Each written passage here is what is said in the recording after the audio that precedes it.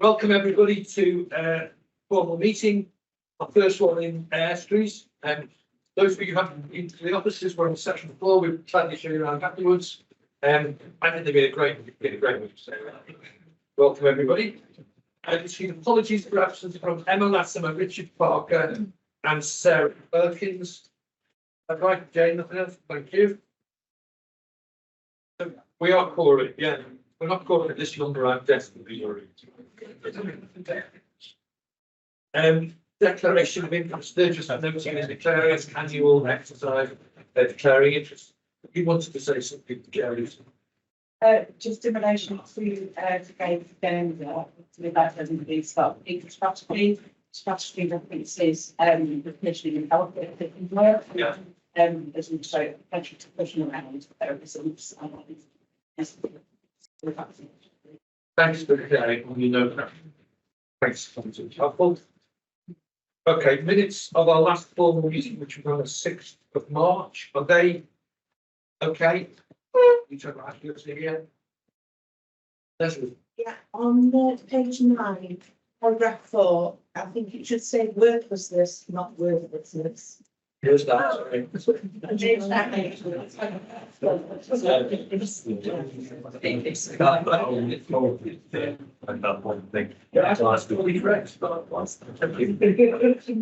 suitably amend. Please, someone noticed. There's 20 odd people around the room, and Leslie's the only one who noticed it. Thank you. Any other changes? Okay, we have the action log. And we've got 2 actions we've moved to the new log. You want for the year. Anything? Anyone wants to pick up on that? No. Brilliant. Thank you very much. We're now into storytelling from the BCSE sector, which is great. Will you do the introductions? I am doing the introductions. Very great. We've got Karen, who's doing things to work in this space. Yeah. Also speaking as well. So, but I just want to reflect the fact that it's a slightly different way of telling a story about some important work that we absolutely do and have commitment to the voluntary sector.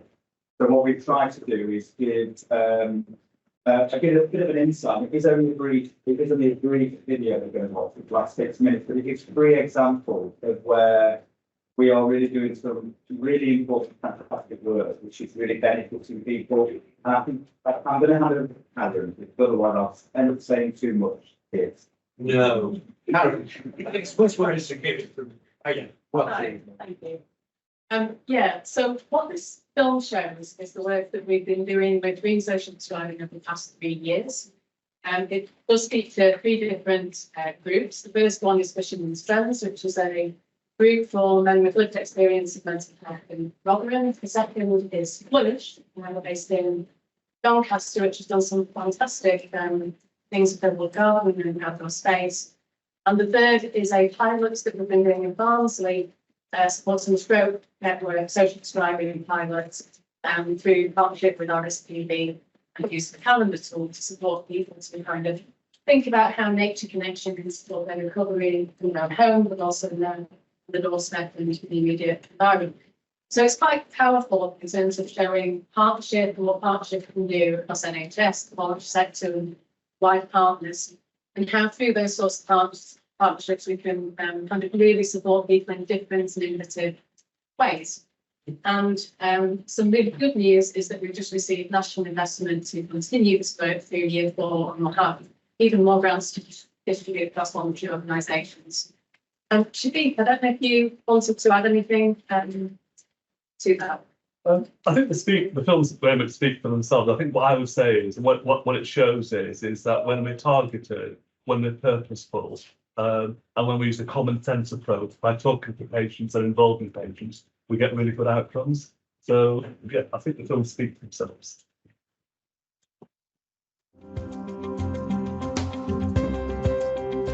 I'm Trudy Race, the founder and treasurer for Fishermen's Friends. We're at Fishermen's Friends today at the ferryboat fishing lake.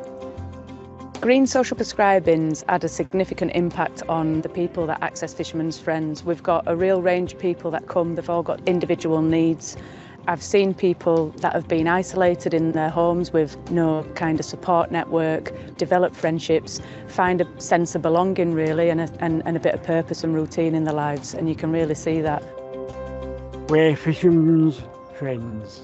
This group is a good group, especially for all the disabled people.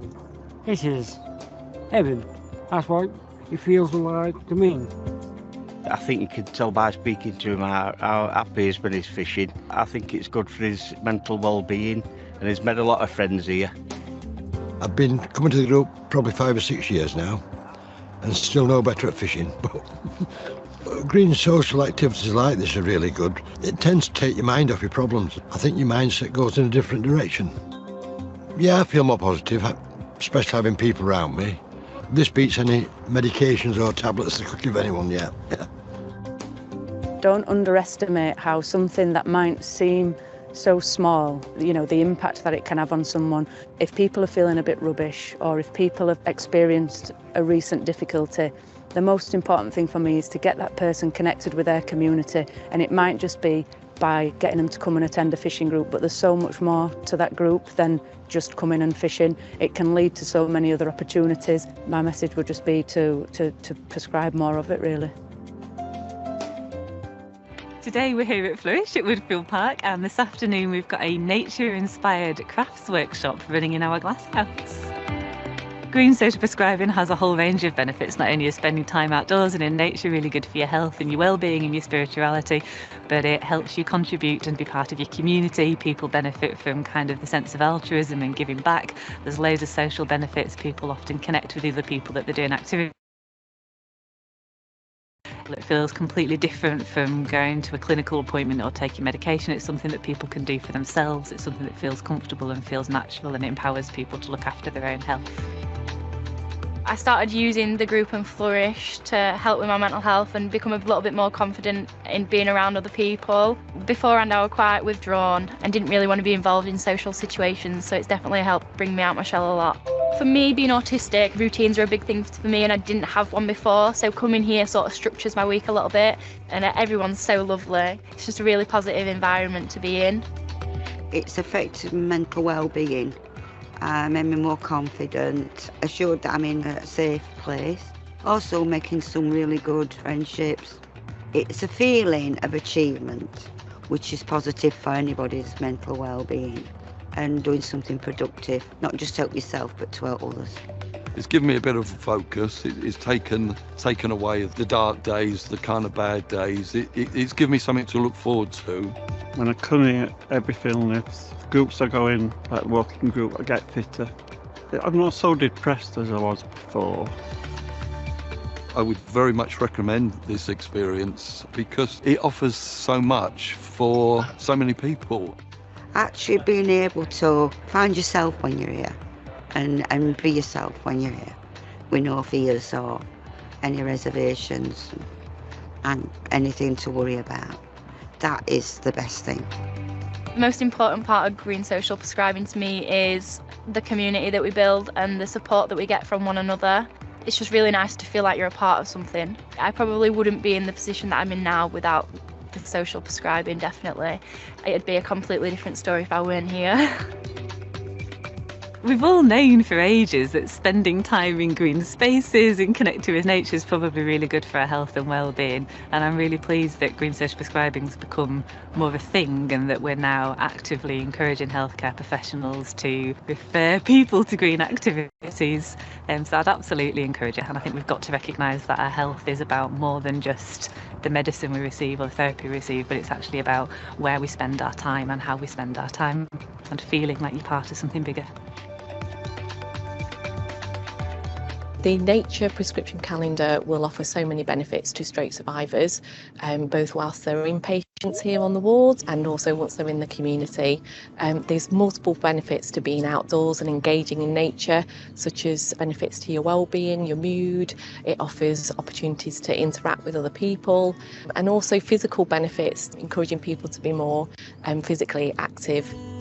The Nature prescription calendar, it is structured in a really wonderful way. It helps to break down interacting with the nature and the outdoors into really good manageable goals and chunks that stroke survivors can really focus on and work towards. I'm here today at the Stroke Drop-In Cafe in Goldthorpe. Stroke survivors and carers meet every month to share stories, to make friends, come and have a cuppa. The Nature Prescription project is just amazing. It's fabulous. We're hoping it's going to be an integral part of every stroke survivor's pathway to recovery. Getting out in the fresh air and connecting with nature, it's just a wonderful thing to do. It'll help stroke survivors because it gives you the initiative. It's amazing how different that you feel. It's terrific.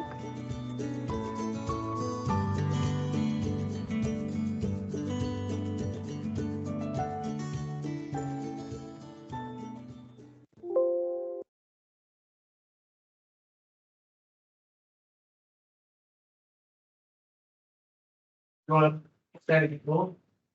Really good stuff. Really important stuff. Any points, any questions? Thank you for bringing these sort of stories together. Not stories, I'm undermining actually the impact by calling them stories, actually, I feel.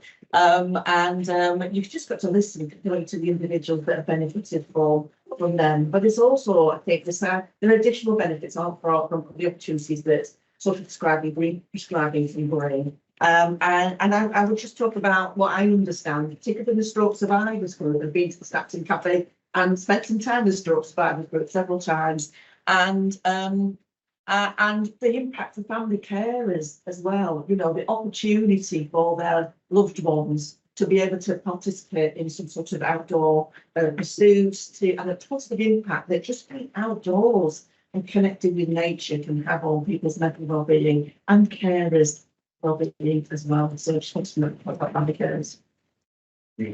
And Lisa, Yeah, so thank you so much. I think it just highlights the impact that the little things have on the people, and just combating social isolation. It's not even taking a lot of money from the ICB or anywhere else. So it's just making sure that we support all of these initiatives to say we make a massive difference to people. You've talked about this, right? You talked about this in the executive space, but just our understanding of that map of provision across the whole of South Yorkshire, and where we've got well-served groups and underserved groups, and the nature of folk that are getting into those services. And can we be assured that it's our less the well-served communities that are accessing some of those services? I'd be interested in exploring that. Karen, do you want to come back? Yes, thank you. Something I perhaps should have said is that we've undertaken this programme in partnership with the universities in Sheffield.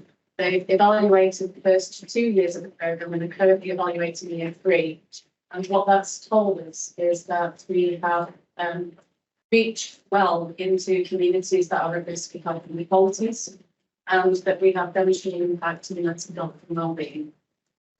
We're looking forward to seeing the results of year 3, and we have year 4 now to reinvest in some of these activities across South Yorkshire. And the reason that we were able to particularly reach those communities was because when we designed the programme, we did that in partnership with communities and the voluntary sector, and we kind of worked at a local level to understand what mattered to people within communities. So that's how it's been framed from the outset. And we've been a national model of practice in that respect as well. Thanks, Karen.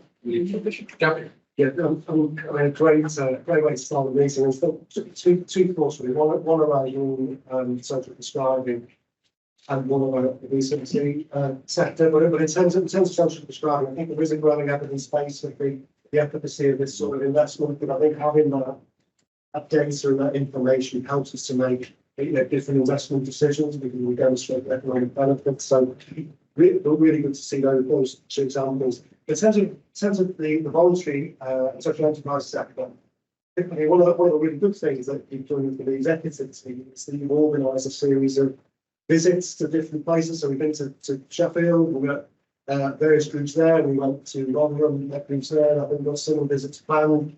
And one of the overwhelming senses you get from that, it's just the potential for voluntary sector organisations to reach the parts that ICBs, for example, would struggle to reach because of because of the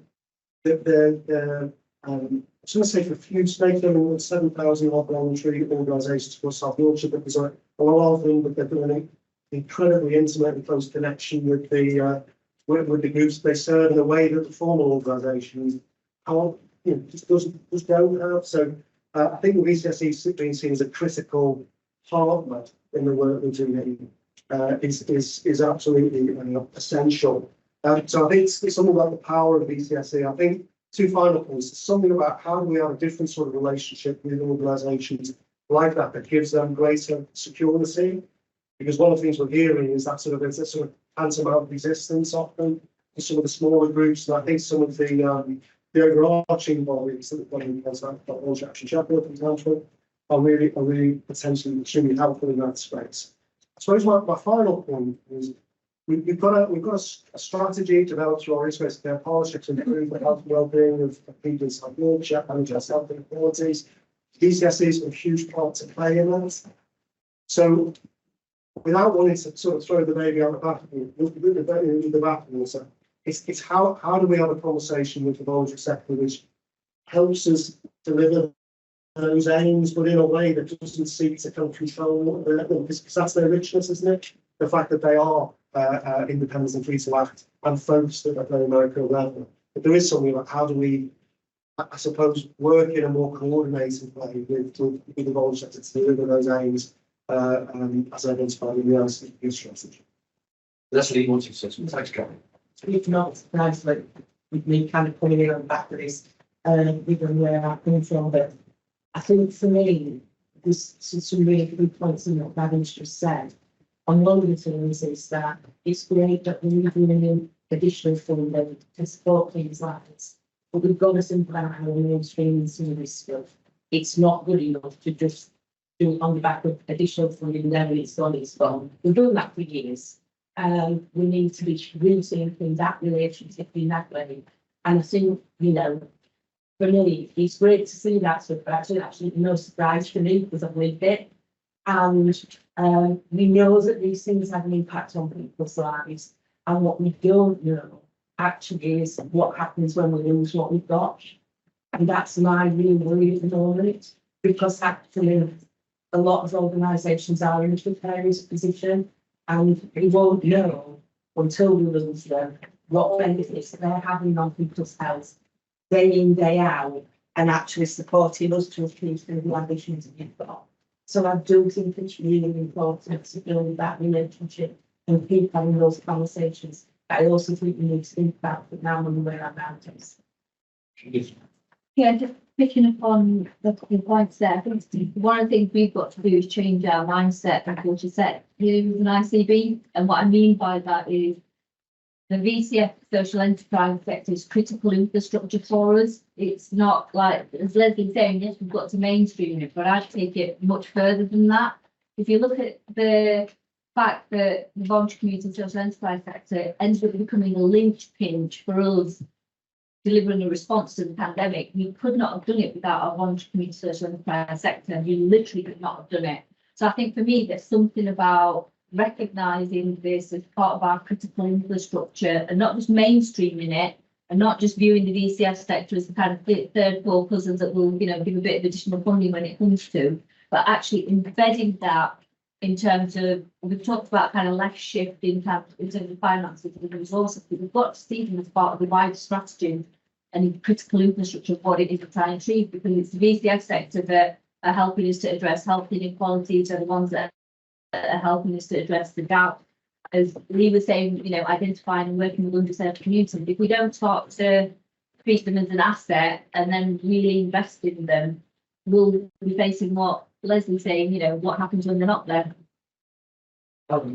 Yeah, I think to come on saying, I think the voluntary sector help us understand and have a relationship with people and communities who experience health inequalities. And that trust is the currency, that relationship is really important.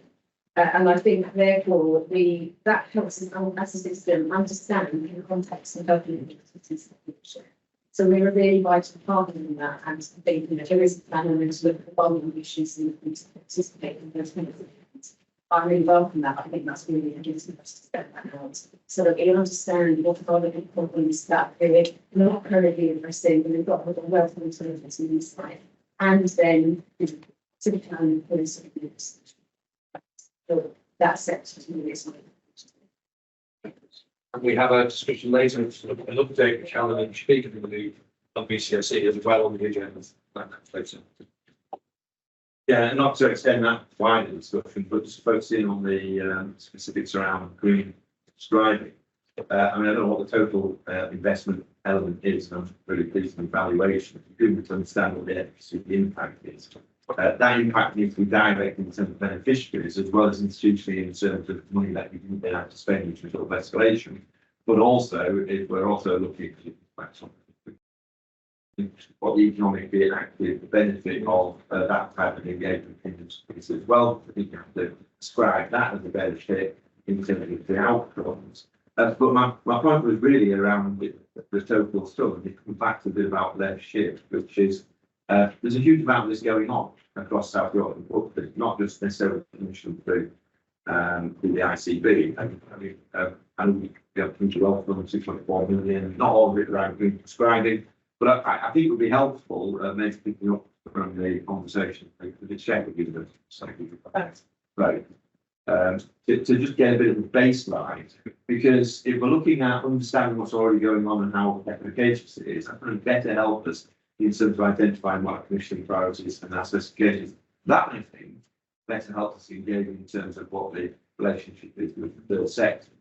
Otherwise, we're in this push-pull relationship, and you know, I mean, working in the sector, the issue isn't around activity-based project work, it's around the overhead and infrastructure costs. And I think that's a different architectural challenge. And given if we've got a scale of investment, then we can actually make a judgment around how we sort of manage that, because we never need to maintain some degree of stability and security all the time, otherwise those outcomes will be built. Thank you.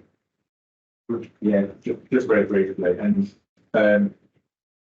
I think Dennis right. I mean, there's an awful lot of activity in this space, isn't there? Later on the agenda, we are going to get a wider update, and I just wanted to highlight something in that, which the Karen has been really helping us think through how we start to think about the strategy. Gavin mentioned our issue of the next strategy, trying to think about where our bond sector organisations really aligned with what we're trying to achieve in our strategy.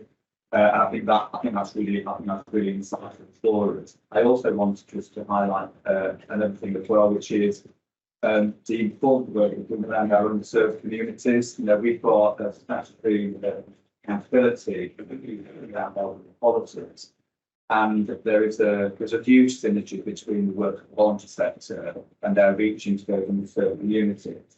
And what we absolutely need is an integrated care board to be able to develop services and care and support well to meet those needs. But there is something about the synergy between those two things. I just wanted to highlight those things as part of the discussion for later, if that's it. And one final thing I made, a question around funding. I'm sure Karen will be quite specific around this funding, but we all know that very, very, very small pots of money, relatively small pots of money, have a huge impact, Particularly when my worry is we try to compare apples and pears, trying to compare that with a huge sum of money that we spend on other services for our people is really, really hard. And I think there is something about how we take a fresh look at that, particularly in our evaluation of the impact, so that we are, I guess we're offering something that is fair and equitable to our BTS sector, when we're trying to think much more longer term about how we work well with them and support them, which that people. The other final person, I think David's point is really well made, and I absolutely get the challenge of what our money, where our mentor is for BCSE. But I think we need to be really intentional about who the power is. So health and well-being is broader than the statutory responsibilities of the NHS. So I think David's point about how do we make sure we're jointly investing in the BCSE sector across all the machinery of the state in South Yorkshire? It's really important. Otherwise, we get this example thing about what's the NHS not doing versus what's local government not doing. I think that how we conceive of that really well. So it's not an NHS lens looking out, going, this is what we think the BCSE needs. I think it needs a more thorough assessment of that. So I'm not resistant to some of the our being us to integrated care, but I think it needs a broader coordination. It's looking at broader bodies because it's got a payback that straddles the machine of the state outside just the NHS. Thank you. Thank you. Karen, that's really helpful and really good conversation. We've got a later information on the general question. So that's a really good context for that. Item 6, Chair, I only have 1 point to raise. In case you haven't realised, we're technically in further. There is a local government and in South Yorkshire mayoral elections tomorrow. So I think we need to be cognizant of that in terms of the comments that we make, not only in not being overtly political, but also in not being taken as being such. So if I cut down the discussion, it's not because I'm cutting down the discussion. It's just I think we need to be cognizant of the position we're in as a public body. Okay, let's move on to Chief Executive Board, Gavin. Thanks, Piers. So just a few things from me. One was since the last time we met in public, we've had a further meeting of the Integrated Care Partnership. So just to remind everybody, that's a partnership arrangement which is statutory responsibility actually of the four local authorities in South Yorkshire and the ICB to meet together to focus on in how do we improve the health and well-being of people in South Yorkshire. So it's a really important construct. And got a number of ambitions, well, really 4 actually, but one of them that's sort of top of the list is around children and young people and how do we work together collectively to improve the health and well-being of children, and particularly focus on an ambition to give children the best start in life. So, there's a whole raft of work that's happening, so whether that's around neurodiversity or health inequalities, the work we're doing jointly with Bernardo's and the Michael Marmot's unit. It's also about the distribution of children's services within the NHS, part of a national innovator project as well. But at the ICP meeting, we had an update from a programme that's being led by South Yorkshire Mayoral Combined Authority around safe places to sleep. I'm really pleasing to see that the investments have been put behind that, and 2.2 million pound to try and make sure that every child has a safe place to sleep. And there's a focus on a number of pilots in Goldthorpe, Mexborough, Swinton, and Cleveland. So really looking at how do we work with some of our communities with the greatest challenges to make that real, and then continue to apply that real more widely. So really good to see that as a focus of the ICP. At the end of the financial year, as you might expect, there are a range of things that the NHS was required to deliver, and ICB colleagues had the opportunity of meeting with NHS England, the regional team, with Richie Parker, the regional director, last week, where there was a sort of a stock take, I guess, of how the NHS had performed across South Yorkshire. And I'm pleased to say I think that was a really positive conversation, not without challenges.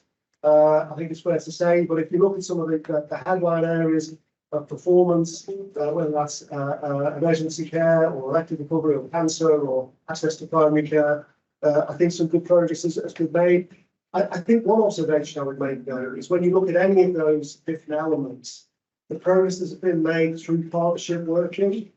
So whether that's partnership working within our places and different organisations within one of our 4 geographies working together, or whether it's using some of the alliances and collaboratives that we've got as part of our architecture, working across South Yorkshire to deliver it. So, for example, in elective care, we've got the Acute Federation, which works across South Yorkshire.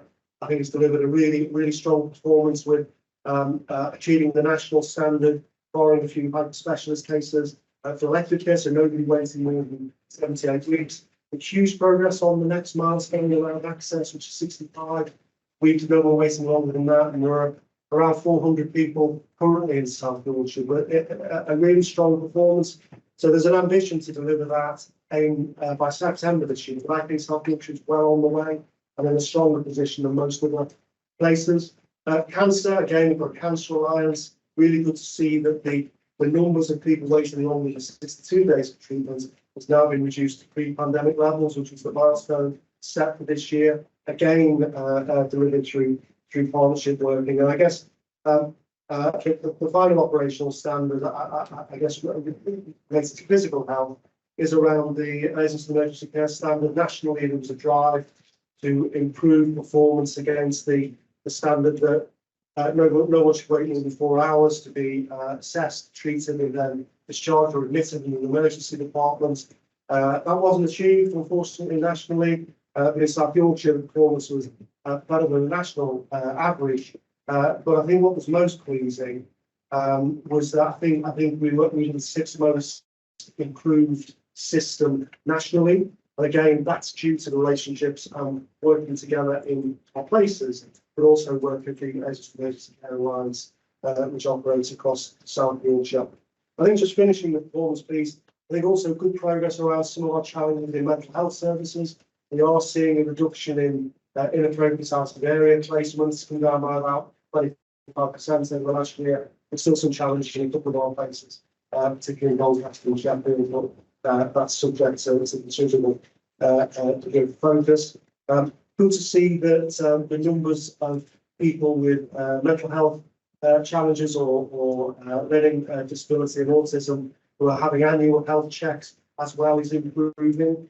And finally, sticking with the access issue, really good to see the progress in primary care as well, with over 50% of appointments now within 24 hours and around 70% of those face-to-face. But I think I just wanted to give that summary, which I think feels right at the year end. Finance probably less rosy in the sense that we finished the year with a financial deficit of 48.3 million pound, and we give an update later. And obviously, our attention is now turned to planning for the new year. I have to say that the financial context last year was very challenging. The financial context for the new year feels equally, if not more challenging than the previous year. So it's a really difficult operating environment. I think positively that position is better than the resubmitted forecast we agreed with NHS England at the midpoint of the year, and our financial position was kept stable throughout the year. But there are some signs of real progress. I mean, one of our biggest challenges is use of temporary workforce within NHS provider organisations. We can take one of the biggest parts of our workforce, nursing and midwifery, for example. We've seen real progress. So I think a reduction in the usage of temporary agency staff by about 50% over the last year. It's incredibly strong progress. But also the rates that we're paying to those agencies has come down by a quarter as well. Obviously, in the face of quite difficult economic context. So I think there's good evidence that partners are working together in South Yorkshire to address some of the drivers of excess costs within the system. I think just 2 final points. One just landing internally within the ICB itself. As board members will know, we've been working through our own internal reorganisation over the last year. We were mandated nationally to reduce our running costs by 30%, which is a huge challenge. I think it needs to be acknowledged that's been a really stressing time, I think, for our people, as we've gone through a process of organisational change. We've delivered that requirement. So from the 1st of April, we're running our new operating model, which is a £10 million less cost than the former model. And one of the reasons we're meeting here today is we've also taken a good look at our non-pay related costs, and have actually reduced our non-pay related costs, and I think actually improved the working environment for colleagues, which is quite an achievement. So I just want to kind of acknowledge that progress, but it has placed a strain on our people. But I'm pleased to say that whilst we've reduced about 80 posts within the ICB, much of that has been delivered through vacancy control. We have seen some problems leaving us through voluntary redundancy. Those and a similar number are likely to leave us through redundancy. So a really challenging time. And just to end on a couple of positives. At the end of our report, I do reference some of the local recognition that we've received for various aspects. So the asthma friendly work again being done in partnership with Policy Doncaster is getting some recognition for that. But actually, back to internally within the ICB, the national recognition for the work we've done in terms of supporting the well-being and mental health of our own people and not having people here. Here's that this morning. Any questions for Gavin? Gavin, thank you. Questions from the public? Andy, I think we've got one, haven't we? Yes, we've got one individual, Mr. Burton, who's a resident in South Yorkshire, who sent in. He actually sent in a couple of questions. So if I take them separately, so yeah, please do. The first one is, in his opinion, the board doesn't reflect the whole community we serve, and he asks if this impacts on decision making. I mean, you may have your own board chair, but we'll write back to him to say that we have worked hard to ensure that we're representative of the communities that we serve. And when we do have vacancies on the board, we do take that into account when we're recruiting onto the board. And on the second element of that, decisions by the board are in line with our agreed purpose to improve health and wellbeing, the quality and experience of care, eliminate health inequalities, and ensure people in South Yorkshire can access services. So we have worked hard on that point. And the second point on individual funding requests. He asks why so many appeals for funding are refused.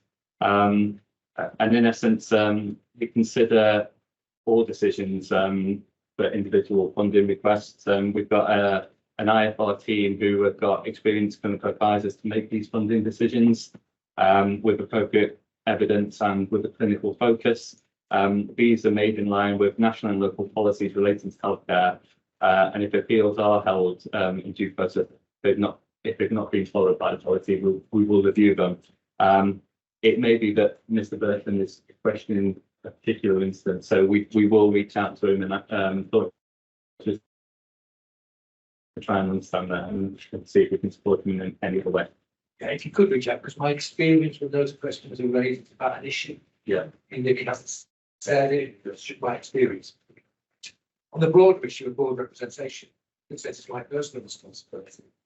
All I would say is we're trying hard, and the associate non-executive director posts we're about starting to create a pipeline of people. I'm not saying we're perfect at it. We take a lot of advice, and we appreciate advice from other individuals as well. Try and get this going. Thank you. Thank you, Andy. All right, let's move on to the place reports. We deal with these in alphabetical order. Barnsley, Wendy. Thank you, Chair. So just a few headlines from us, actually building on the conversation about BCSE, importance of the BCSE sector leadership and contribution to our strategy. We have had some great conversations over the last month. So we've got a number of alliances in Barnsley. It's probably not permitted to describe that very briefly. There are just 22 that I know of, but there's a load and more. This is just about testament of our role in terms of public sector and convening people together to tackle issues. So the Dementia Alliance is a really significant alliance for us in Barnsley, and they said we'd like to really convene a broad conversation about what is it we're understanding about dementia in Barnsley, what we're proud about, a bit of a World Catholic type of stuff around all of our public health services there to talk about access to services, and actually we have professionals and people connecting. So it's a fabulous event. Clinicians speaking and consultants speaking. So it was a really vibrant conversation. And we talked about sustainability as part of all of that. So to sustain things like our alliances is really significant for me. So that was a great gathering and great conversation. People learned an awful lot. There's a little bit in there about virtual wards, probably a little bit earlier in terms of where we've got to in virtual wards in Barnsley, but most of South Yorkshire really big portal. We wanted to get a bit of a snapshot about what we're understanding about virtual wards, at least in the short term. So I would say this is a snapshot because it was really about insight that we were able to gather, partnership with a piece of research that we took with Sheffield University. And it only really covered the May to November period. So you've got a few headlines from that. The value is going to be about the South Yorkshire evaluation, which Dave Crichton's going to be leading and bringing that forward into the board in due course. But some headline observations and some broader observations from us in terms of the experience of practitioners as well working in the virtual ward as sort of environment was about the strengthened relational links between consultant, hospital and community services, new ways of working, really positive feedback from patients, but we also really need to understand the financial implications of that, but that will be the value in the broader South Yorkshire work. A couple of other gatherings that we've had as well, really tried to elevate the voice of people with a learning disability in Barnsley, and trying to really listen really deeply about what is it they want to see to improve the priorities in our town. So that was really helpful conversation.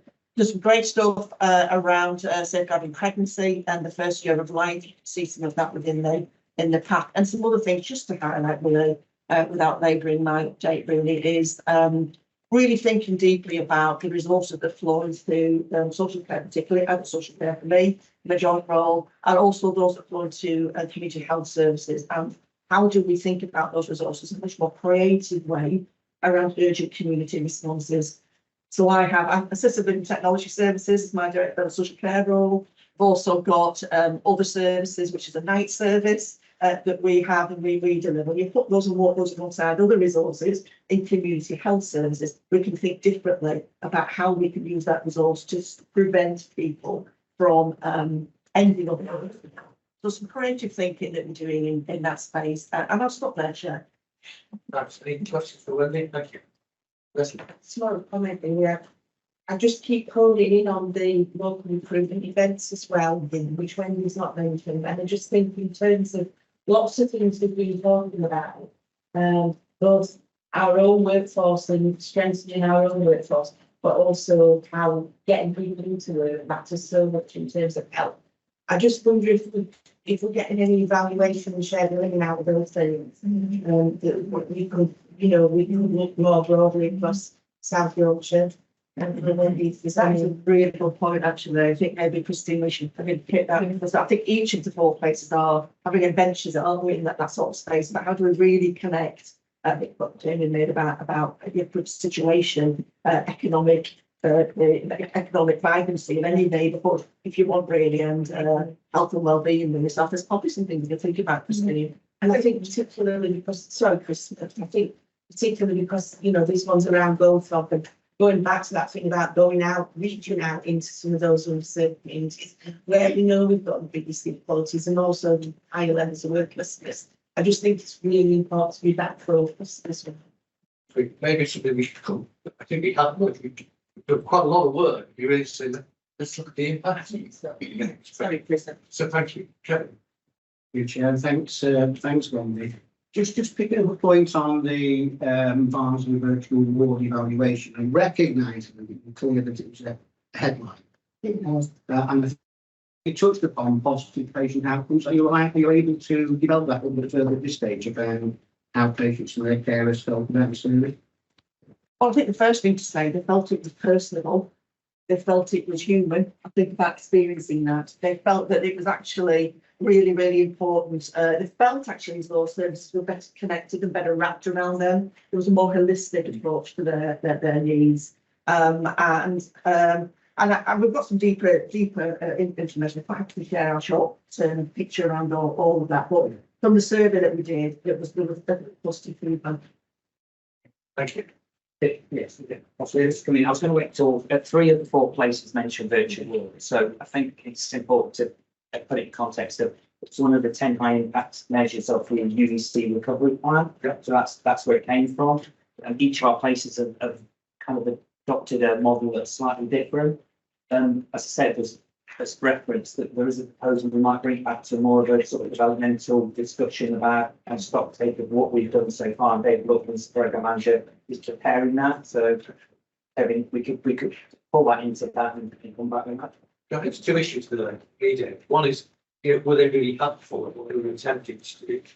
Just support people more in the community and avoid admissions.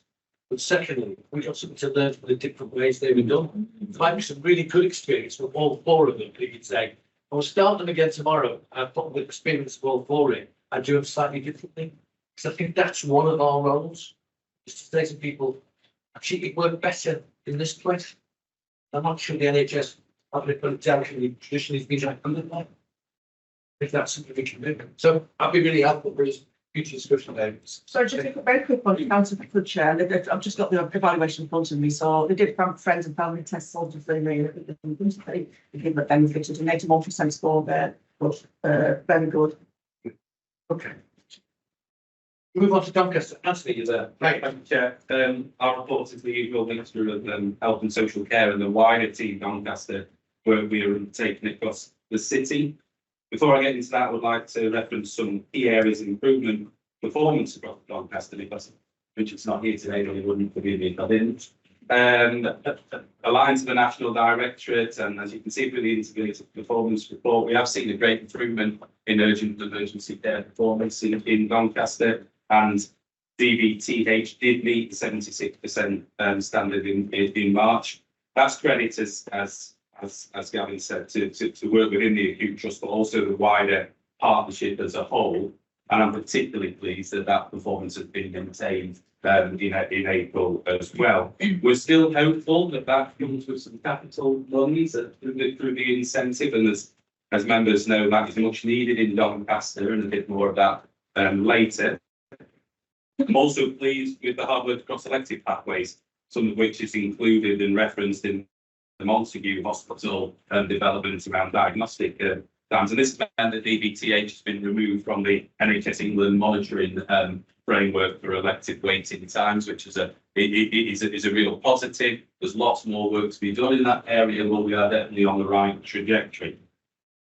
And the themes of our report is very much around multi-agency approach to getting out and connecting with our citizens across our neighbourhoods and communities in Doncaster. We now have 2 health buses across Doncaster. Our Ardash push continues to be successful. We spent a lot of time in our Gypsy, Roma and Traveller communities over the last few months.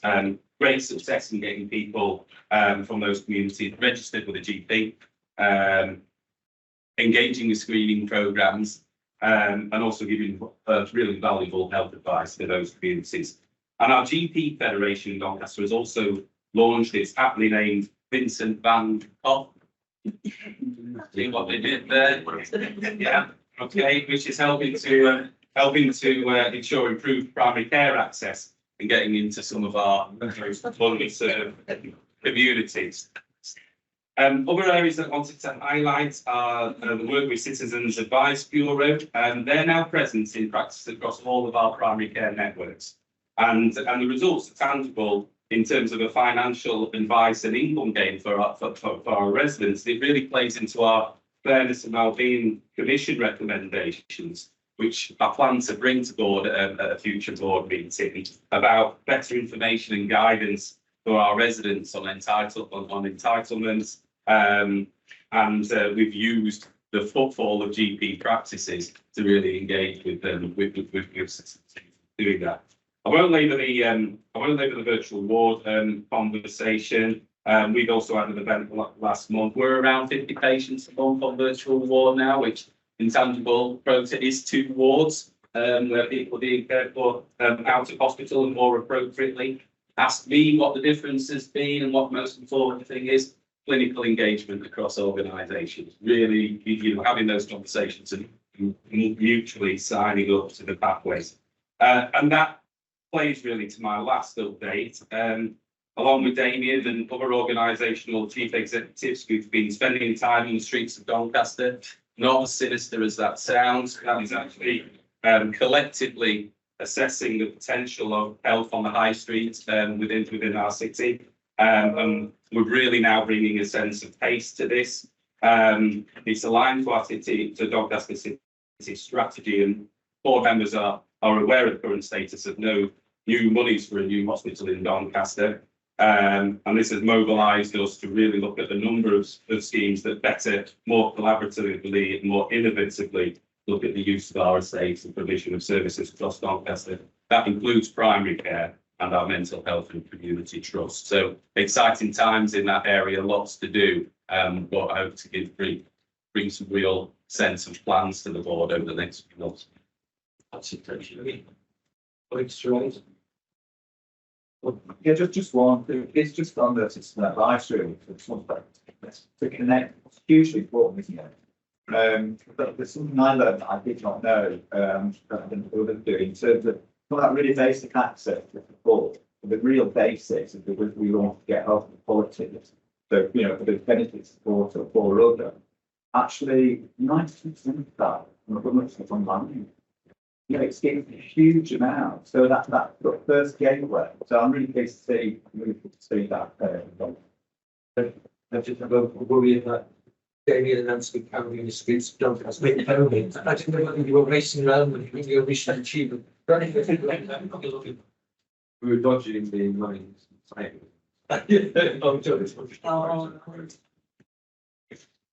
Okay, thank you. Robert and Chris. Yeah, welcome to Rotherham. Can you hear me down here? I can hear you. I'll speak up. So got quite a lot in this time. I've got 8 highlights, but I will be concise, Chair. So in terms of prevention and health inequalities, just to pick up respiratory transformations, one of our big things. We picked three key areas: respiratory, diabetes, and frailty. But just an example, we've got there are areas where as a whole system we're coming together to look at health inequalities, but also at the same time trying to make sure the right people are accessing our services so we can make the best use of our resources. In terms of health inequalities, again, reducing non-elected demand and reducing health inequalities at the same time. We think we can do both at the same time, so that's the focus of our work. One key success is in Rotherham, New York Stadium was picked in the Women's Euros Championships. I think on track with the New York Stadium with the local stadiums to here. And there's a part of the legacy of that. Sport England have been working with us to try and to get to. It's called the Moving Rotherham Partnership, there, isn't it? But it really means that we're spending a lot of time looking at grants to, as we talked about earlier, grants to small providers, looking at linking into social prescribing, and also so in Rotherham we have something called Rotherhive, which is our digital solution for people to access, which has debt advice and things like that on there. But obviously getting moving in ways to keep healthier on there as well. So we'll be expanding that offering as well. Just moving on to staff survey. So in Rotherham, so Rotherham Hospital staff survey, if you go back pre-pandemic, sort of 2018 time, Rotherham Hospital used to fare very poorly on staff survey. It used to be bottom 5 in the country. It was really quite an issue for us. We've seen significant improvements. In the last 2 or 3 years, they've been in the top 5 most improved trusts in the country, and they've got the second best improved again this year. So there's a real difference, and I think they're above average in all the indicators now, which is a huge journey. There's an analysis in the paper, but it's something that is a real difference and a real change. All age autism strategy has been a key priority for Rotherham for the last 4 or 5 years. It's something we've really been challenging. We've just signed off the strategy now, which has been co-produced with the families and all the partners now. And that's something in our place plan is an absolute priority. So there's a plan and a link there for people to see our all age autism strategy, which goes to 2027. Just linking to that neurodevelopment, again, that's something that's been a key issue for us. It's been a real challenge in terms of waiting times. We focused on it. We had 900 children waiting up to 9 months. We've now got that down to a 4-week wait. And the referrals are improving quality as well. But a lot of referrals come from schools, so it involves working with schools to make sure the right children are being accessing the right pathways. Still a challenge in terms of treatment. There's still a long way in terms of treatment, but the screening part of the pathway we seem to have got a bit of success on. So just to pass on that. Moving on to the town centre and special educational needs. We've got the town centre hub now. It's opened at the Eric Mansfield. So people who know Rotherham, that's opposite the town hall. It's next to New Grimm & Co, which is a sort of creative writing fantasy thing for children to access in terms of imagination. And so we've got a bit of a community coming up in the town centre there. But that's open now. We really help our send offering, and hopefully will be the specification for the send hub. Next on the agenda is our buildings. So we don't prowl around the centre of Rotherham like colleagues in Doncaster. We have. That's right.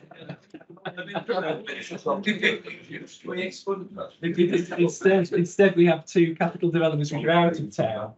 So we've got the Broom Lane practice, which we've talked about before. This is it was 57.5 million, which was voted to South Yorkshire by central government. Just the Sells and Norfolk were the 2 areas picked nationally. The Rotherham part of the schemes are Lane, which is doubling the size of a GP practice to allow all the enhanced roles of the offered to patients. And then the second development is at Waverley at the advanced manufacturing part, which is the big housing development next to that in Rotherham, which will be a brand new development, which is due to be concluded by the end of this calendar year. So there will be great brand new assets for our patients to access and hopefully get a wider variety of services from those sites. Just picking up on virtual ward, and then others have picked it up. So the Rotherham approach to virtual ward, we were pretty hot out of the blocks on virtual wards. So our number now, in the first year, we saw 1,760 patients. So that equates to 100 beds. And we started off with some real quick wins on frailty and heart failure patients, but we were a little bit restricted due to access to technology on respiratory. We've just now done a procurement, which has allowed us to get the kit to allow us to do a wider range of respiratory services. So we would look to expand it now to respiratory patients, where we give us huge opportunities as well to go further as well. Just picking up on evaluation, though, that's something we're just starting to evaluate. The anecdotal patient feedback is extremely positive. It's a lot more convenient for patients. Patients much more enjoyed it. That in terms of the outcomes, the value for money, that needs to be worked through and gone through. So that is something that's next on the agenda. That's virtual wards. So last, there's a couple of lovely photos in the report. I hope you've spotted them. There's a lovely picture of Sue Cassidy, our chief nurse, who's retired after 48-year career. So we thought that put that in. And then also just to mention that our chair of the Health and Wellbeing Board, Councillor Roach, is retiring. And there's a lovely picture of two very handsome gentlemen in the report. And the last thing is just to mention, we're in this wonderful building in Sheffield. Congratulations to everyone in Sheffield for moving us in almost seamlessly into this building. In Rotherham Oak House, which we previously were based at, that was closed down last week. So please don't go there for any meetings, anybody. But we'll be looking to co-locate with the council, South Yorkshire Police, and NHS South Yorkshire at Riverside House in Rotherham, and we will be opening in a week and a half.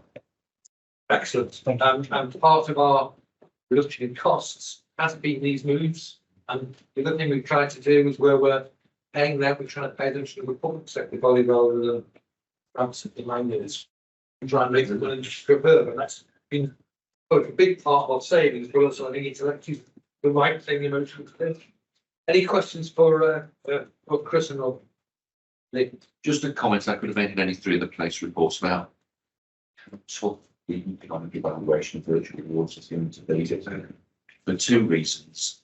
A, measuring the counterfactual, would those patients absolutely been in the general queue that we've done now? Because sadly, we don't know whether or not they would have wanted it, because they weren't. So there's a bit of us, that's quite hard to do. So I'm going to have a bit of a chat with David about how we do that really well. And the other thing with virtual ward is you cannot institute changes in a complex health care system and simulate from day one really well.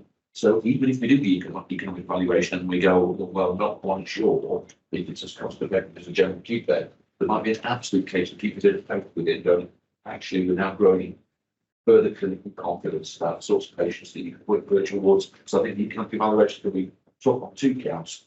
Point A, if you're looking at what is now, so we're all painfully aware. And then the second point is there is a growing cultural climate there that you need to develop and nurture around medical confidence and developing practice. So I'll have a chat with David about how we get into some of that space, but it feels like we need to do that comparison really well across the board place.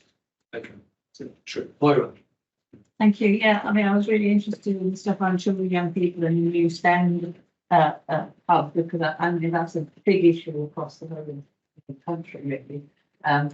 So just wondering how we can best build on some of the innovation that's going to take place there and spread it across and share the learning, really, because I know more places are in a similar situation in relation to children, young people with education. But that's critical. I mean, the children people like to expect us to make sure we're doing it across the piece. Will, do you want to add anything on that? Yeah, very briefly. It's just to give a bit of assurance more in terms of this has been taken really seriously across South Yorkshire. There was only a meeting last week actually that emanated from the ICB and National Four local authorities with the roundtable discussion. So we're starting to bring all of that learning and best practices together, but also going a step beyond that. We can actually say more that we can do quicker if we actually take that learning and work together as a South Yorkshire system. So give us that way. Yeah, it's not just going to come in and more on the back of that. So from an exec perspective, I'm the sort of Sunday working really closely with Wendy from an MHRDA perspective, and well from a children, young people's perspective. So I think the kind of infrastructure and architecture around SEN and sharing learning is starting to be better equipped nationally. We've now got an NHS community of practice that's been established, so we can start to share some of that learning. And I'm starting to be invited into the sort of local area SEN inspections as the executive to the place team. So again, I think we can start to sort of share that learning, but also our certainly our direct children's services are wanting to come together and again look at where we can best make impact on learning across the system. What needs to be done at system level, but what needs to be very locally based because of local needs. Let's just say one more thing. And it really connects with what Lee was saying about that. The economic evaluations of getting differently are hard.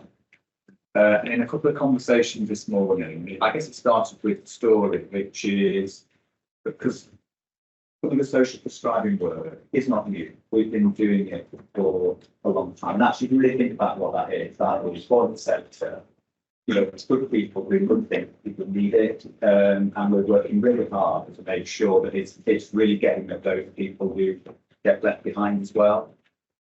It's all part of the same thing. We've got to get much better at having faith in doing things differently, because however we strive, I think we should put it as really getting alongside our clinical colleagues and other professionals to really support them, put faith in doing things differently.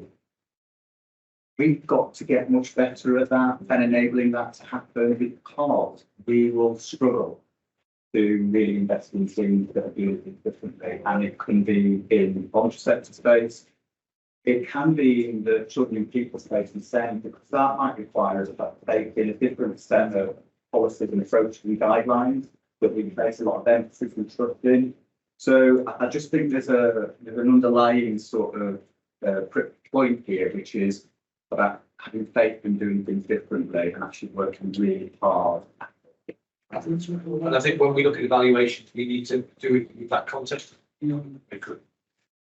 Sheffield, I've got Jackie because Emma's away. Jackie, welcome, nice to speak to you. Thank you. So for those of you who don't know me, I'm Jackie Mills. I'm Director of Financial Transformation in Sheffield on behalf of Emma. Talks in the report, this pulls out a few highlights of the work of the Sheffield Play Partnership over the last month. So just to pull some key highlights out of that. So the report looks at the 6-month review that we've had with our play partners, looking at some of the key highlights of what we've achieved over the last 6 months. So I'll leave you to read some of those highlights there. There's some positive improvement there. Our partnership also received a summary of the work that our Sheffield Strategic Estates Group have been doing, and that's culminated in a collaborative estate review, looking at the opportunities about how we can use our assets better, improve utilisation, but also use our assets to bring together services to allow people to interact in a different way. And that's a really great minded piece of work, because we've also now got to produce our South Yorkshire Estate infrastructure strategy that needs to be done by the end of this month. So we've got some really good work, and the different reports have talked about different chance about those things come together. The other bits that I'd like to pull out, as a place partnership, we've had a review and a refresh of our place priorities, the areas of work that we're working on together, and we've looked at those with a particular lens of efficiency. So it's doing things because we think they're the right things to do, but what are the benefits that we get out of them, and how are they going to contribute to financial sustainability? So a lot of the programmes that we were previously prioritising, we reviewed and believe that they remain the right priorities, but we've added some as well, because we need some short-term gains in terms of the financial sustainability, whilst we do some of the longer-term, more complex pieces of work that will take more years to deliver. And then finally, I just want to pull out some really positive news in terms of our LD health threats. So you'll see in the report that we've talked about the achievement this year, which is a massive success. And if you look at where we were 5 years ago, you know, the level of checks that people are getting across LD, dementia care reviews, and reviews of people with serious mental illness. That means that people are being proactively managed with their care, not just the accident when they get into crisis. And so I just like to highlight that that's an immense piece of work and lots of that to do. Thanks, Jackie. And that figure must be as high as anywhere in the country, I'm guessing. Looks, knowing what others achieve, it's extraordinary figure. Really impressive. Any questions? Jackie, thank you. We're now changing the agenda item order. We're going to do the GCSE update, because I think Helen, you've got to go at some point. So we're going to do item 14 now before moving on to the operating plan, if that's okay. Are you doing the introduction, Emily, and I give a very brief? Okay, in your hands, sir. Very brief. So you're going to hear an update on the work we've been doing, but you can hear it actually in the work that's coming through. So I think it's just a certain important thing to note. I guess you could sort of view our sort of focus in the care board in, if you wanted to delineate into the things. So actually it's how we really get behind for concept alliance in its broadest sense. But also it's about how we ensure the voluntary sector is an equal partner along with others, and that's really important.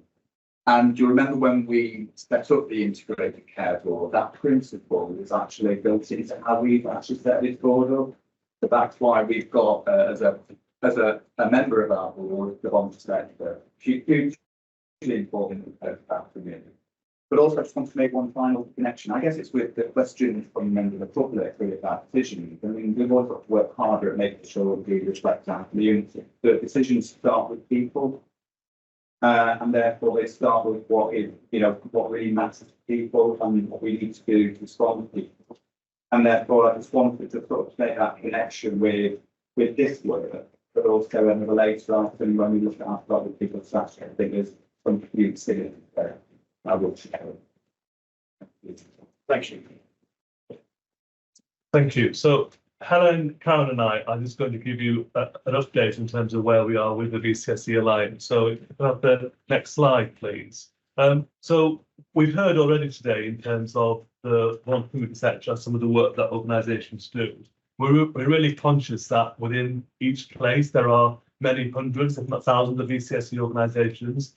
And what our South Yorkshire VCSE Alliance seeks to do is to create a framework to connect and bring those organisations together so we can have a meaningful and important conversation and interaction with the structures of the ICB and the ICP. So just to set the scene, we've got well over 6,500 VCSE organisations of all sorts of shapes and sizes, different constituted groups, unconstituted groups, faith groups. Many of those organisations work in the neighbourhood, in locality, well over a third of them. Nearly a third of them work within the local authority boundary, and nearly a third of them work across the wider area. If we spent all day today talking about the voluntary community sector in terms of the size, the shape, the organisation, the reach, the work, we couldn't do it justice. So what I'm trying to do is just paint a little bit of a picture. Really. So in terms of the next slide, please.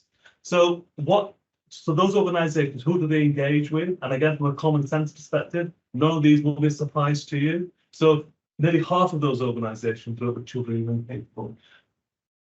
A quarter of them work with people with mental health conditions. Nearly a quarter of them work with people with learning disabilities. Nearly a third work with older people. I'm not going to go through all of them because you can read. But again, from a common sense perspective, we know from the reach and work of the VCSE organisations that actually VCSE organisations reach and work with almost every part of our communities. And this work and these numbers are based on research that we carried out during university. So next slide, please.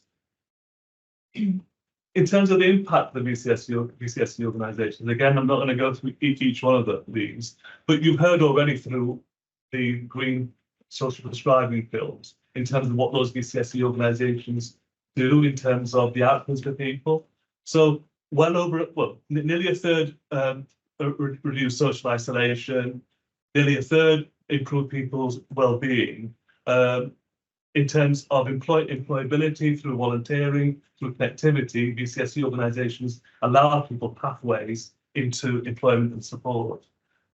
So there's a lot that VCSE organisations are doing, and through the place reports we heard, didn't we, in terms of in Barnsley, the work of the Dementia Alliance, the Stronger Links, and the CAB work in Doncaster, the Parent Forum in Rotherham, and the VCSE dementia work in Sheffield. So I think what's important to us is that as we go through our journey, we don't forget the diversity and reach of those VCSE organisations. I'm going to hand over to my colleague Helen, who's going to talk to us a little bit about the model and the partnerships that we've been developing as part of the Alliance. Yeah, this slide describes how that ecosystem that Shafiq's just described, which is really diverse, then builds into the wider system, and how all of that knowledge and insight and reach can enhance the plans and objectives that we have. So we started at the top of the to talk about health and practices. So that reach and understanding who is being impacted, how do we need to target our work and investment to those communities that we understand, voluntary sector on there, and understand and have those relationships that are massive enabler. I think also the way in which voluntary sector delivers, mission-led organisations, and often working in different spaces to the health system. So the wider determinants, the CAB example, citizens' advice, knowledge, information, ability to do things for yourself because you're informed is a massive enabler, but then that can lead to other support around into work, and wealth and health inextricably linked, aren't they? And understanding that support around housing and all of those wider elements. Many voluntary sector organisations work at place-based, and we've got a number in Sheffield, community anchors that work in a specific place in a specific community, and they deal with that the ground. So that kind of approach and knowledge and understanding and how that interfaces with the initiative that we want to see, the intervention which is there, and those connections are there. I think as an alliance, we want to do more connectivity work in the space in particular. We're having an impact intervention, but actually there's a lot of strain on the voluntary sector. The level of complexity of people that they're working with is absolutely unprecedented. We're now putting in place lots of workforce development and support for the voluntary sector workforce because they are serious risk of burnout, pressures on them. So we're really committed to that leadership conversation and that piece of it. I think the other piece that came through is something that so describing is the role of voluntary sector organisations in clinical pathways and support people with specific conditions. I think we specified stroke support, and there are very specific focused organisations. But across the piece, there's that contribution. I think the thing we want to work on is our strategy as a VCC Alliance, where we really want to focus. I think coming on to the next slide, there's not a huge amount of resource in us as an alliance, but we really want to develop that make sure our time and effort and resource and that wider network is coalescing around the right things, particularly around helping. So we've got that network, we've got a strength that's really diverse. How can we really target work collectively to do that more kinds of we have to do significant impact. The level of participation is great, that's supported. People are paid for their time to participate in a system that's massively enabling. We'd like to see more of it and we'd like to really drive it. So next slide, please. So we wanted to share with you the work that we've been doing and some of the impact and achievements that we feel that we've delivered over the past 18 months since we launched the Alliance. We recall that in the MOU between the voluntary sector and the ICS, we made some commitments, which are enabling priorities, the things that we want to address to enable good partnership and not leadership and all those things we talked about to happen well. So these are those commitments, and we're further embedded these in the NHS Forward Plan. And we currently refresh, we've made a commitment to work collaboratively across the ICB to develop a plan with voluntary sector to support and enable transformation. But in terms of what we've been doing, as Helen said, we've established and created a participation fund, which is paying for recognising the capacity by the voluntary groups to participate in system level meetings. We've also recruited voluntary sector participants to many system meetings, and there's more to do in that space. And we've been working to help shape and inform and support strategies and plans across South Yorkshire. An example being the development South Yorkshire Health and Care Workforce Plan. We've been looking at BCSE investment. This, unsurprisingly, is a topic that comes up a lot in conversation across South Yorkshire. And Gavin, as you mentioned earlier, we've been kind of supporting conversations in other places between executive and voluntary sector colleagues, and they've been really interesting and roundtable discussions that teased out some interesting points. So our next one is Doncaster, with Anthony's support, and actually will be a flourish, which we saw really over the film. We've been looking at how we can lead or support funding bids and leverage funding opportunities across South Yorkshire. Green social prescribing is a great example of that. And to come back to the point earlier, Damien, actually we've levered in over £800,000 of national support. We've kind of contributed to that through the ICB as well. And we've been working with colleagues to look at how we can kind of leverage like partner opportunities also. And we kind of don't see investment simply as kind of the financial monies that can be contributed. It's much broader than that. So we've been exploring the non-financial resources and examples of that. We've been working with Kieran's team to look at how we can share and unlock some of our internal training resources around digital and IT skills. We're also working with Christine to look at how we can share statutory and mandatory training with voluntary organisations who need a bit more support in that space. And you'll be hearing from Katie shortly on the Staff and People strategy refresh. We've been doing a lot of work together, appreciating the role voluntary sector plays in holding key relationships with communities and its reach into those diverse communities. And we've been working to look at how we draw in and share qualitative insights held by voluntary organisations alongside system partners in the development of insights. Next slide, please. In terms of some of our delivery, we've already heard extensively around green social prescribing, but I will just say that one of our big priorities for year 4 is looking at how we can be more creative and innovative in the investment space around this, appreciating that we do need to embed this for the longer term.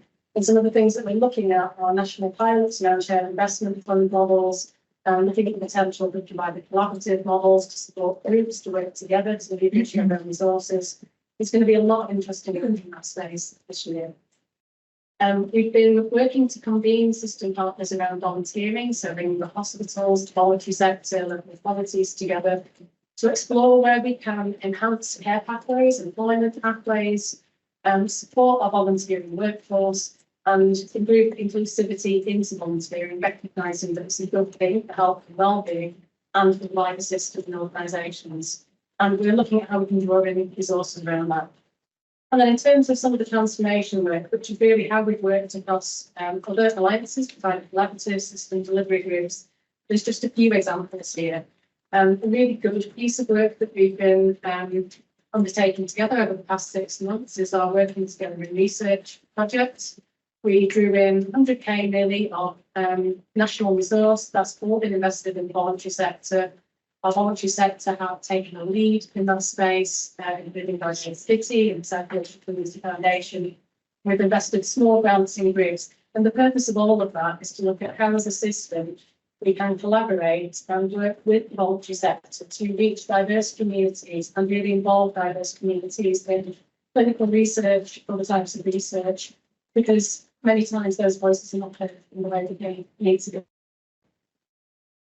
And we've I've worked with the Children with People's Alliance in some of the key pieces of work they've been doing. Things like the Children's Health Equity Collaborative really important to bring voluntary sector insight into our appreciation and understanding of the work that's needed. Okay, so on the next slide, we're just looking ahead. We want to build on the work we've done and working with alliances and some of them side standing.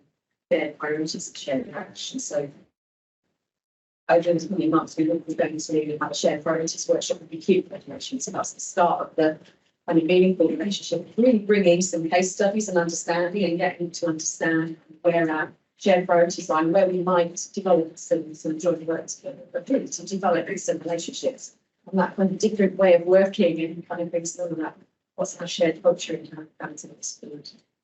We've also got a workshop management with primary care alliance, which is about really developing a shared vision for what integrated neighbourhoods look like and bringing that insight from the community voluntary sector knowledge into that and almost doing some shared imagery. What does that look like? What do we want? And then how do we get there within the system?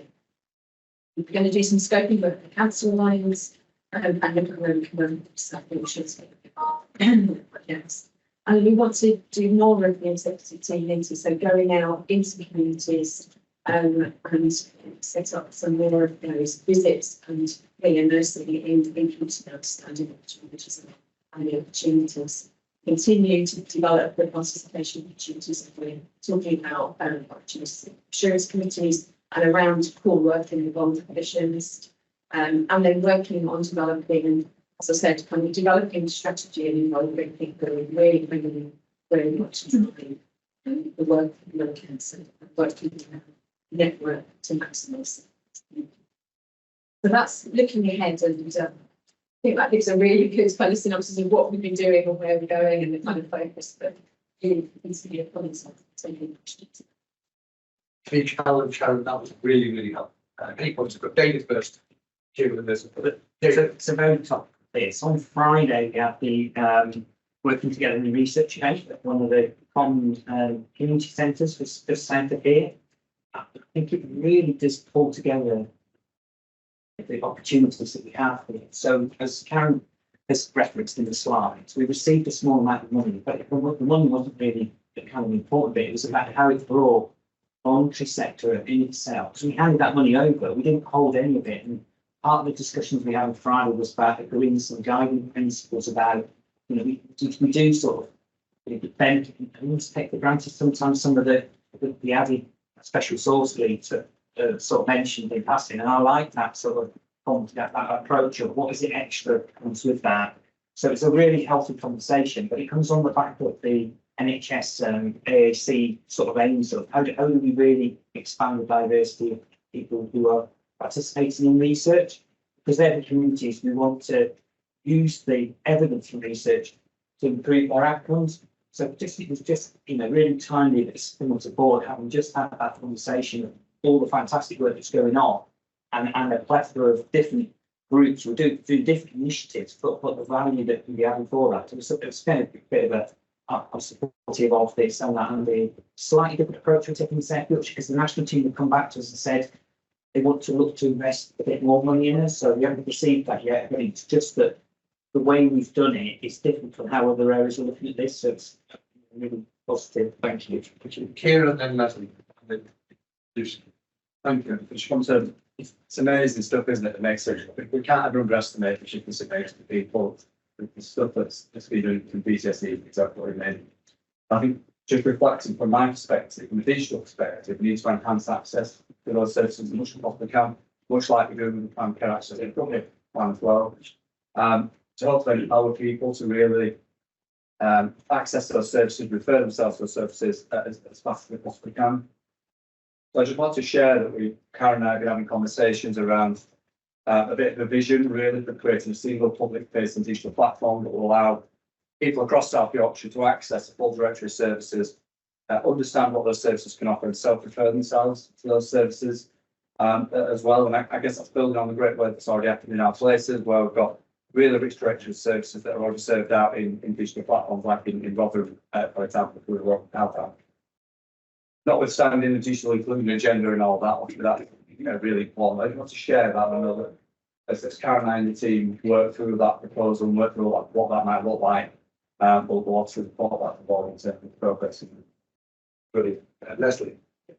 I should say thanks, Karen and colleagues, for that presentation, because I think I've been nagging for a bit about saying there's such a lot of good work going on, and it's not really being fully visible to us as the board. think that's been really helpful this morning. Karen has briefed me up sometimes periodically, just so I've been aware of quite a bit of this as well. I think I just want to pick on the point about resources and partnership. Resources isn't always about money, and some of that access to the things that Karen and Tina and everything that distracts them really, really vital in helping people to be full partners around that and have access to things that other people got access. But also that resources come in many ways, as we know, and it's not always about the CSE for begging both of cash. It is about saying, can we bring money together, and it's really, really targets that we're having those conversations and we're looking at how we can work with budget. And I think the Insights Bank, so crossing over into that, the Insights Bank is going to be really valuable. If I was still with the people at the local volunteer organisation, I'd be grabbing that with both hands, because when you're filling those funding bits in, having access to that take will be brilliant. And in the end, that's better for South Yorkshire. We get our hands on the touch of other people's cash as we can. So I just think there's some really, really positive stuff here that we need to acknowledge. And I, for one, would like to see us get a little bit kind of update on things. There's people missing all. I think really good point. I've got Lucy, then I've got Ben. Lucy. So my point builds on that sort of in terms of the way partnership sort of looks. There's people, so when we go out into the community, so often hear about the importance of voluntary section, that if you always like that you talked about a lot of the rest. I think one we've not really talked about so much is the sort of rolling out the facility that those organisations play. So when they sort of working with people, they're not inviting them to support and saying, right, but often they're also really vital in statutory services. So I think that that sort of interface between the voluntary sector and statutory services and how they work together to improve that experience for people who are kind of maybe bouncing around looking for the right support and relying really heavily on that. I think that's a really good point. Thank you. Ben, and then Shirley. Ben. Yeah, I mean, thank you for the report. I think it's really helpful, and just seeing the breadth of voluntary service and that reaching to our communities is so important in tackling inequalities. And we've got South Yorkshire named in, and Rotherham named in Michael Marmot's report around where life expectancy widening at the moment. So we really need to focus on actually how do we use that to link what we're doing through core services and statutory services into those communities. And it's got to be through those voluntary sector partners. And just really thinking through how we join this up with the workshop, we're planning around the bold ambition and doing prevention differently, and how we do that and how we look at that investment across statutory sector. And I guess there's something for me around how we look at this at ICS level, but also how we look at it at place and neighbourhood levels, and do that mapping of what we've got, where our gaps are, and what the reach is, and taking that work forward. And then the other one here, and just around the digital platform stuff, is looking at Gizmo, which sort of are developed in Rotherham and Rotherhithe, and there's lots of stuff out there. And yeah, if we can get those better and more integrated, that'd be brilliant. So, Shirley. Thank you, It's having to really enlighten to deal about the voluntary sector and what that brings. The presentation, it's very bad. It's very true about this communities that they're actually involved in the I noticed that we have a little where about 6%. But the sort of is there anything that is in the like exactly? I'm not saying that community don't stuff on the community, because you might see every night those communities looking out saying, those communities are all So one thing, as a full Chris, is there wishing more that we could be to really embrace and community get involved. I mean, the research still is being out there, and I know there is political sector community within my own community.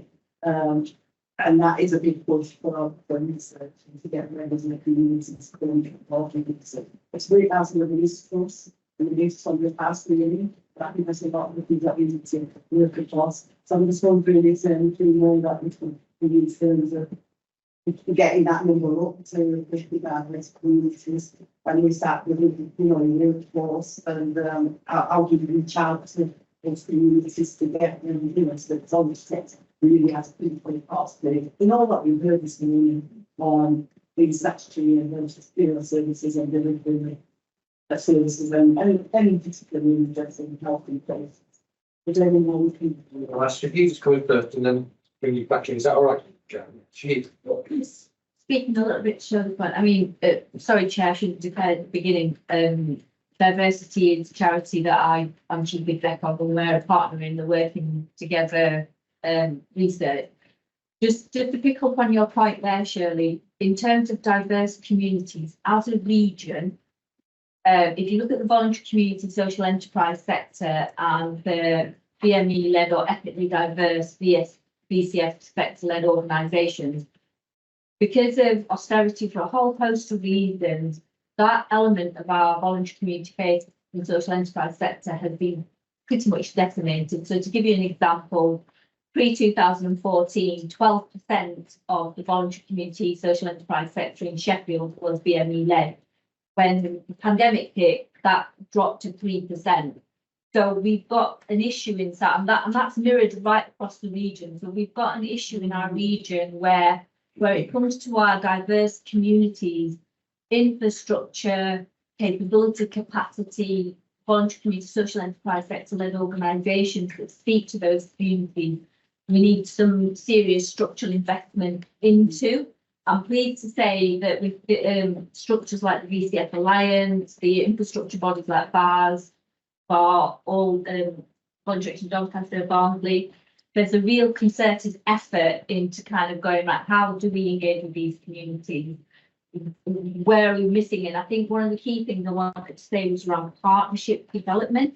One of the reasons why in the working together research, we insisted that all of the funding went to the voluntary sector was for exactly that reason, to reduce barriers, to recognise people's capabilities, to give them the opportunity to actually seriously be involved in this without the pressure of trying to, you know, backfill their time, or because all these organisations are on the front line trying to deliver services to their communities. But you make a really, really important point about how do we expand it, but for me that feeds into a much wider point. I think Helen mentioned in terms of the VCS Alliance, what they've achieved in 18 months with very, very little resource. And it requires a different type of mindset. And I think it goes back to what I was saying earlier about critical infrastructure. We've got that infrastructure and those relationships and partnerships within the VCF Alliance.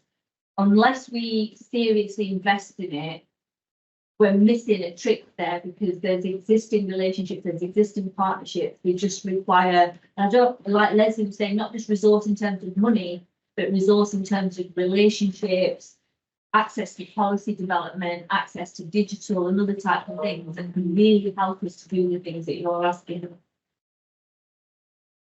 Karen, do you want to finish off? Thank you. I just want to say thank you for that question. To clarify the statistic, so the research that we commissioned told us that of the 6,500 organisations across South Yorkshire, 6% of those organisations are led by particularly certain ethnic minority communities. But the majority of organisations will in some way, shape or form be supporting those communities. And it actually gave us some really good insights into leadership as well. What it told us is that voluntary sector organisations on the whole are really strong in terms of creating diverse leadership boards and board of trustees and those sorts of things. And there might be some interesting learning from that, you know, to kind of dig a bit deeper into. As an alliance, we're doing a lot of work to ensure that we engage with a full breadth of communities and organisations and networks, and really kind of trying to connect into the things that are kind of already there in places and make it do. So I just wanted to kind of. Lisa. Thank you. Very quickly, declaring interest in trustees technology, Sheffield African Caribbean and Health Association. And I just wanted to say that I've seen the difference that you're, this initiative, you've got people engaging in research for the first time in their lives, and historically our community has not engaged with us. And I've seen them actively engaging and going out and meeting with other people, so it has made a huge difference, and I just wanted to mention. Going to finish that conversation now. Karen, Helen, thank you for that. I mean, really good rounded conversation, given all the discussion we've had. And we've got a clearly got to start a few discussions today. I know some of you go, that's fine. You're welcome to stay, but I won't feel offended if you decide to leave. I'm going to put thanks again. Nice to see you. Okay, we're going back to the agenda. Order item 10, the operating plan, which we're just going to do as a verbal update. I don't know whether Will or Lee's going to kick off. Thank you. Thanks, Helen. See you. Lots of work underway at the moment for our plans to go to NHS England tomorrow. So that's the sort of national timetable plan solution to the year 24-25. Huge amount of work going on in terms of ensuring we've got a good dialogue with all seven of our local statutory providers within the NHS about the plan that we're submitting. So there's a lot of work going into that space. A lot of work going into the space of sort of managing upwards in terms of NHS England about what plan they're likely to receive. And obviously there's a conversation taking place around our own statutory financial responsibilities of the board at the moment. I mean, the ink is still wet on quite a lot of that stuff in terms of where we're at.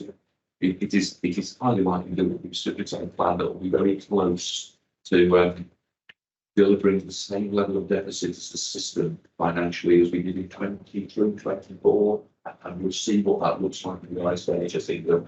We'll have an opportunity to discuss that with them, I believe, on or around the 22nd of May, and we'll see how that lands.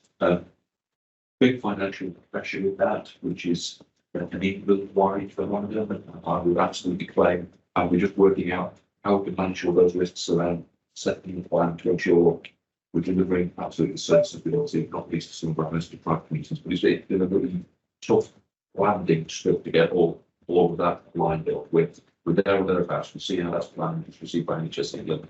I think Will's got slightly more optimistic news on sort of plan target delivery than I'm not in sort of find that space. But we are trying to make them go as far as we can. So an equivalent level of financial performance at 24-25 to that, which we did in 2020.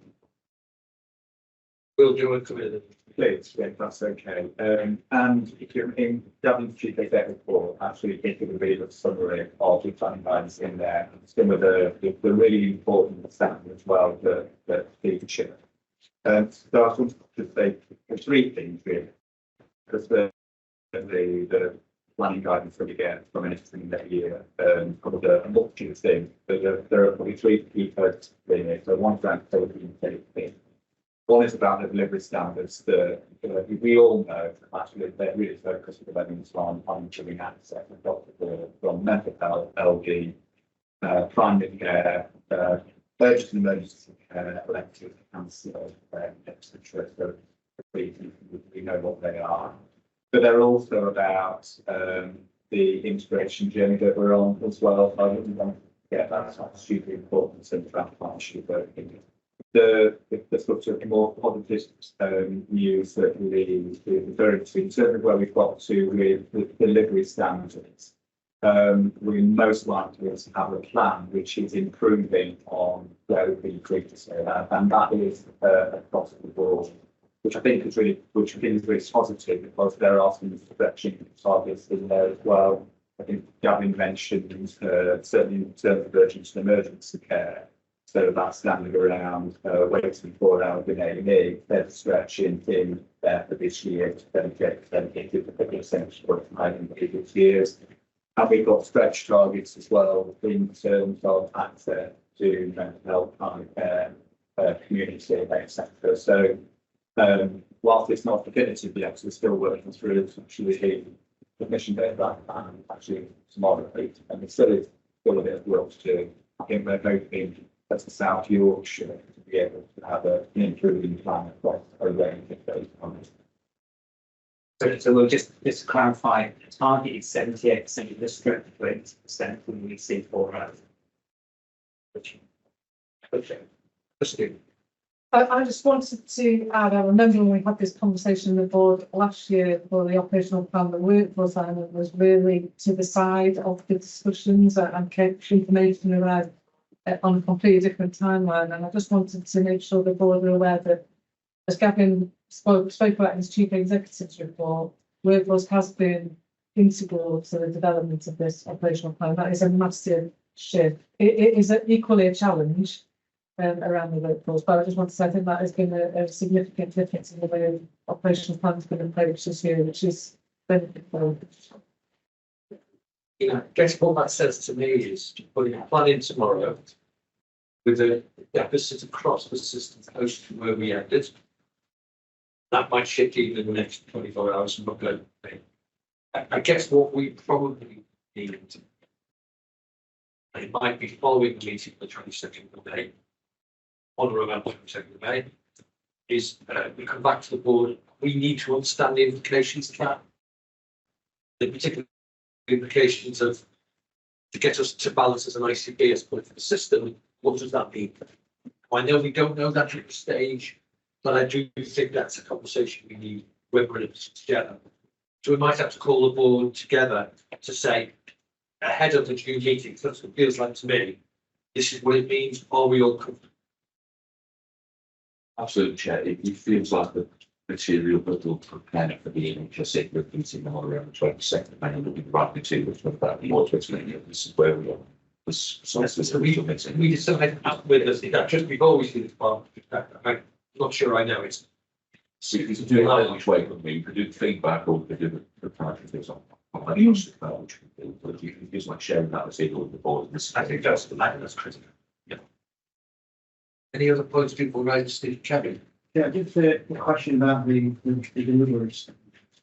Listen very carefully to your evidence about improving pictures. Clearly, there's more work to be done to nail down some of the plans. By and large, not Eastern time. Are we anticipating meeting the vast majority of national expectations? Yes. Yeah. Yeah, I think I want to just define the difference between improving picture. No, I really important. The language is important. I think again it would be helpful if that comes back. That might be the uniform that says, right, this is exactly what we're saying. Can't have seen that detail, but it is still moving a bit. You get it. Chair, just a final point I think just on the approach this year.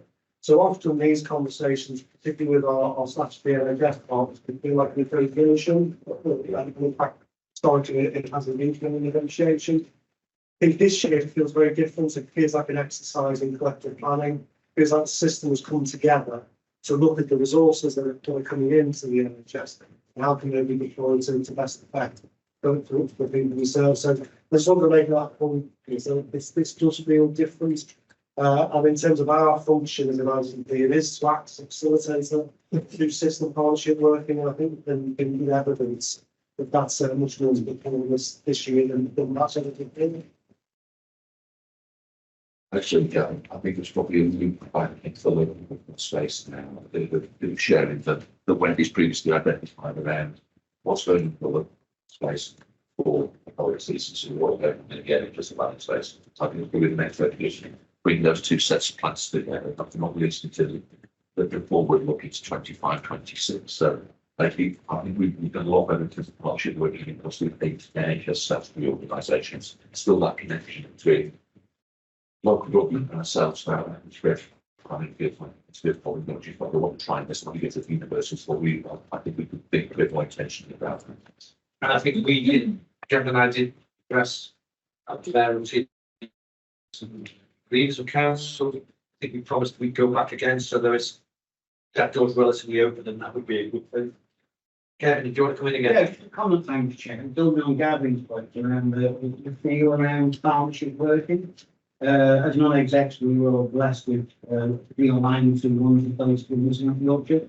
And certainly with my daughter place now, and I've actually observed that step up in what was already a good partnership working environment into working more collectively on identifying the problems and some solutions. So I think that's been associated with the Thank you, Lee. Item 11. We've had people strategy. Are you introducing what you want? I'm going to come straight from locals and What that means is he's not going to go for this group. I think it's best for you to have this sort of 15 minutes. Brilliant. Keith, do you want to bring us in? Yeah. That introduction took longer than it should have been. And for anybody that doesn't know me, I'm Katie Davison, Deputy Director of Involvement of the ICB. Just a couple of key points, because obviously I'm hoping everybody's read the cover paper and hopefully at least had a look at the strategy, recognizing it is a very long document. We had to have an original strategy in place when we became an organisation in July 22. But we always said we were committed to refreshing it because we knew when we were more of a fully formed, established organisation, we'd be able to do a better job. In terms of that better job, I think we've taken a very thorough co-design approach to the refresh. So that's been led from the very outset by a task and finish group, which was made up of around 40 individuals, a lot of involvement professionals from our local authorities, our trusts, lots of people from the voluntary sector, some active citizens. They've been key throughout, led by Leslie as well. Throughout, we've tried to make sure we worked with our partners. Again, sort of echoing back to all the conversations we've had earlier about the voluntary sector, we've worked very hard to ensure we work with the voluntary sector in our refresh. So we had an event with about 50 people from the voluntary sector in the room. We've followed that up with webinars, and we've also done quite a lot of work in making sure we hear from our communities about the refresh as well.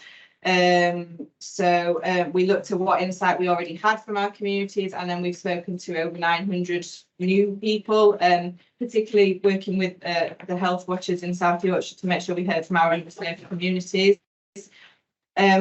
Taking from what we've heard from our citizens and our partners, we've been able to work out some of what people felt needed updating from the original strategy. So some of the key things to pick out on that. There was a big focus on people wanting to be able to see in the strategy how they could get involved in our work.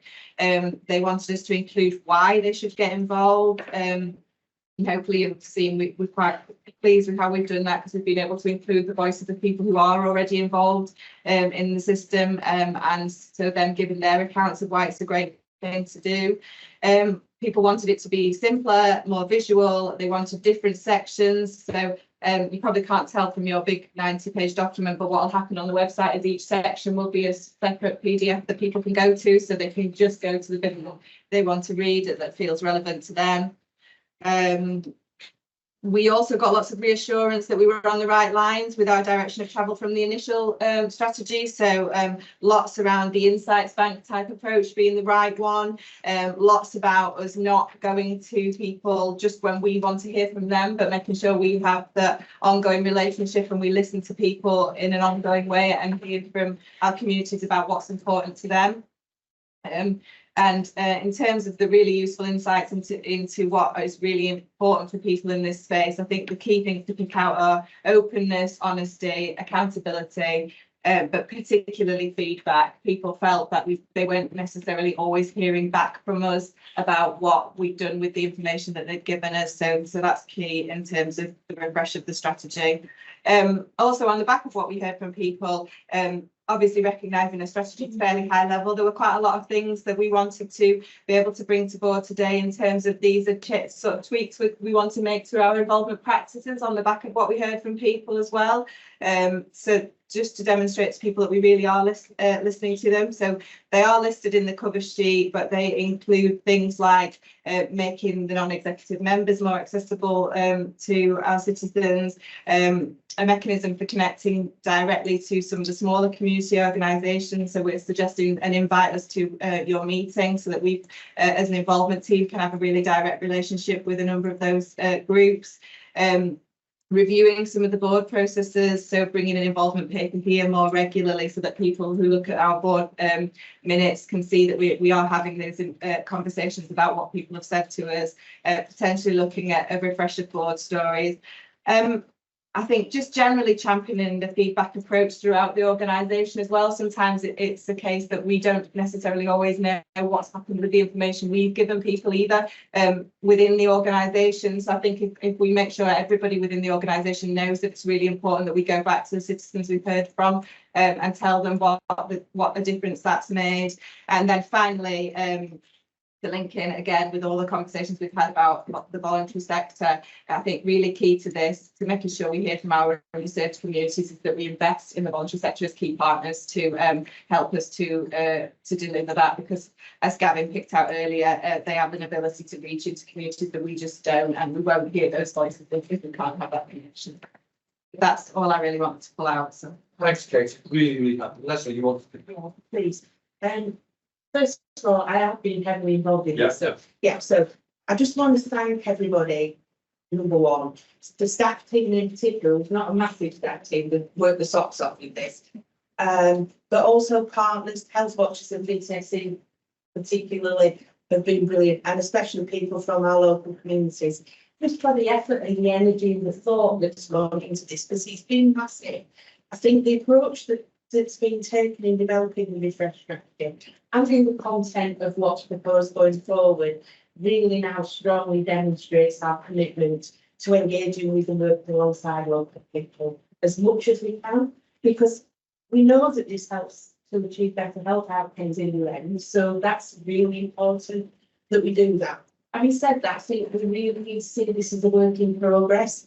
And we're looking for a quest for constant improvement, as an old boss of mine used to say, rather than seeing it as a fait accompli and we've got it all sorted there now. Thank you very much.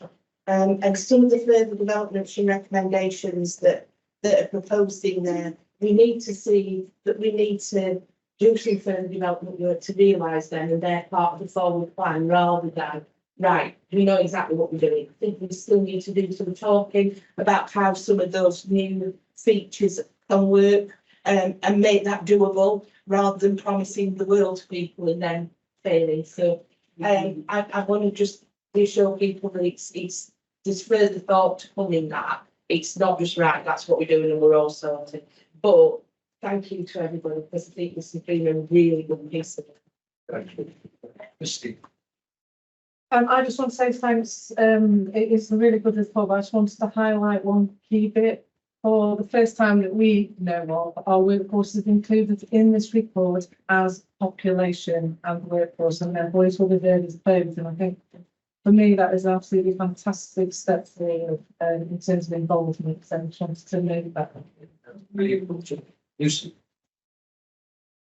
So I'll just echo some of the things that have already been said about the collaborative approach to developing the strategy. It's been, a positive process. The challenges with the timescale last time meant that couldn't happen the first time around, and a lot of thought went into the approach on this one. So that's great. There's also a lot of really great ideas and proposals in here around, particularly around connecting people directly with decision makers, which is something we try and do as much as we can in health watch.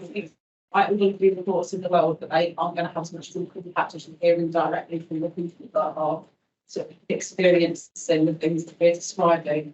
So there's something here about the ownership and the kind of investment that's going to actually drive change and really wanting to lead and outcomes off the back of this, because we can have a strategy, can't we? But unless it actually sort of triggers just a sort of slightly different approach in terms of our working, then it won't have impact. This is something that happens over there. It needs to be for everything that people does, so that the ICB does and partners. So it's how we get to that point where it is part and parcel of everyday approach to the I think those are the tests. We should review this throughout the year to say, are we standing up to that? Really important. Thank you. Is there any other votes? Again, can I thank the team for the work? Thanks. It's a really important piece of work. And as Lucy said, we had to do it very quickly last time. I think this is a better piece of work. And I think that's been really helpful. So Katie, thank you. All of you, thank you. Yeah, sorry, please. Oh, sorry. How will we measure our executive and non-executive response to making ourselves available to this agenda? What if we looked at it in a year's time, there's been a call to arms here about how will we really go and understand the communities we serve? How will we measure that? Definitely. Well, it's something. That was a more difficult question than I was expecting.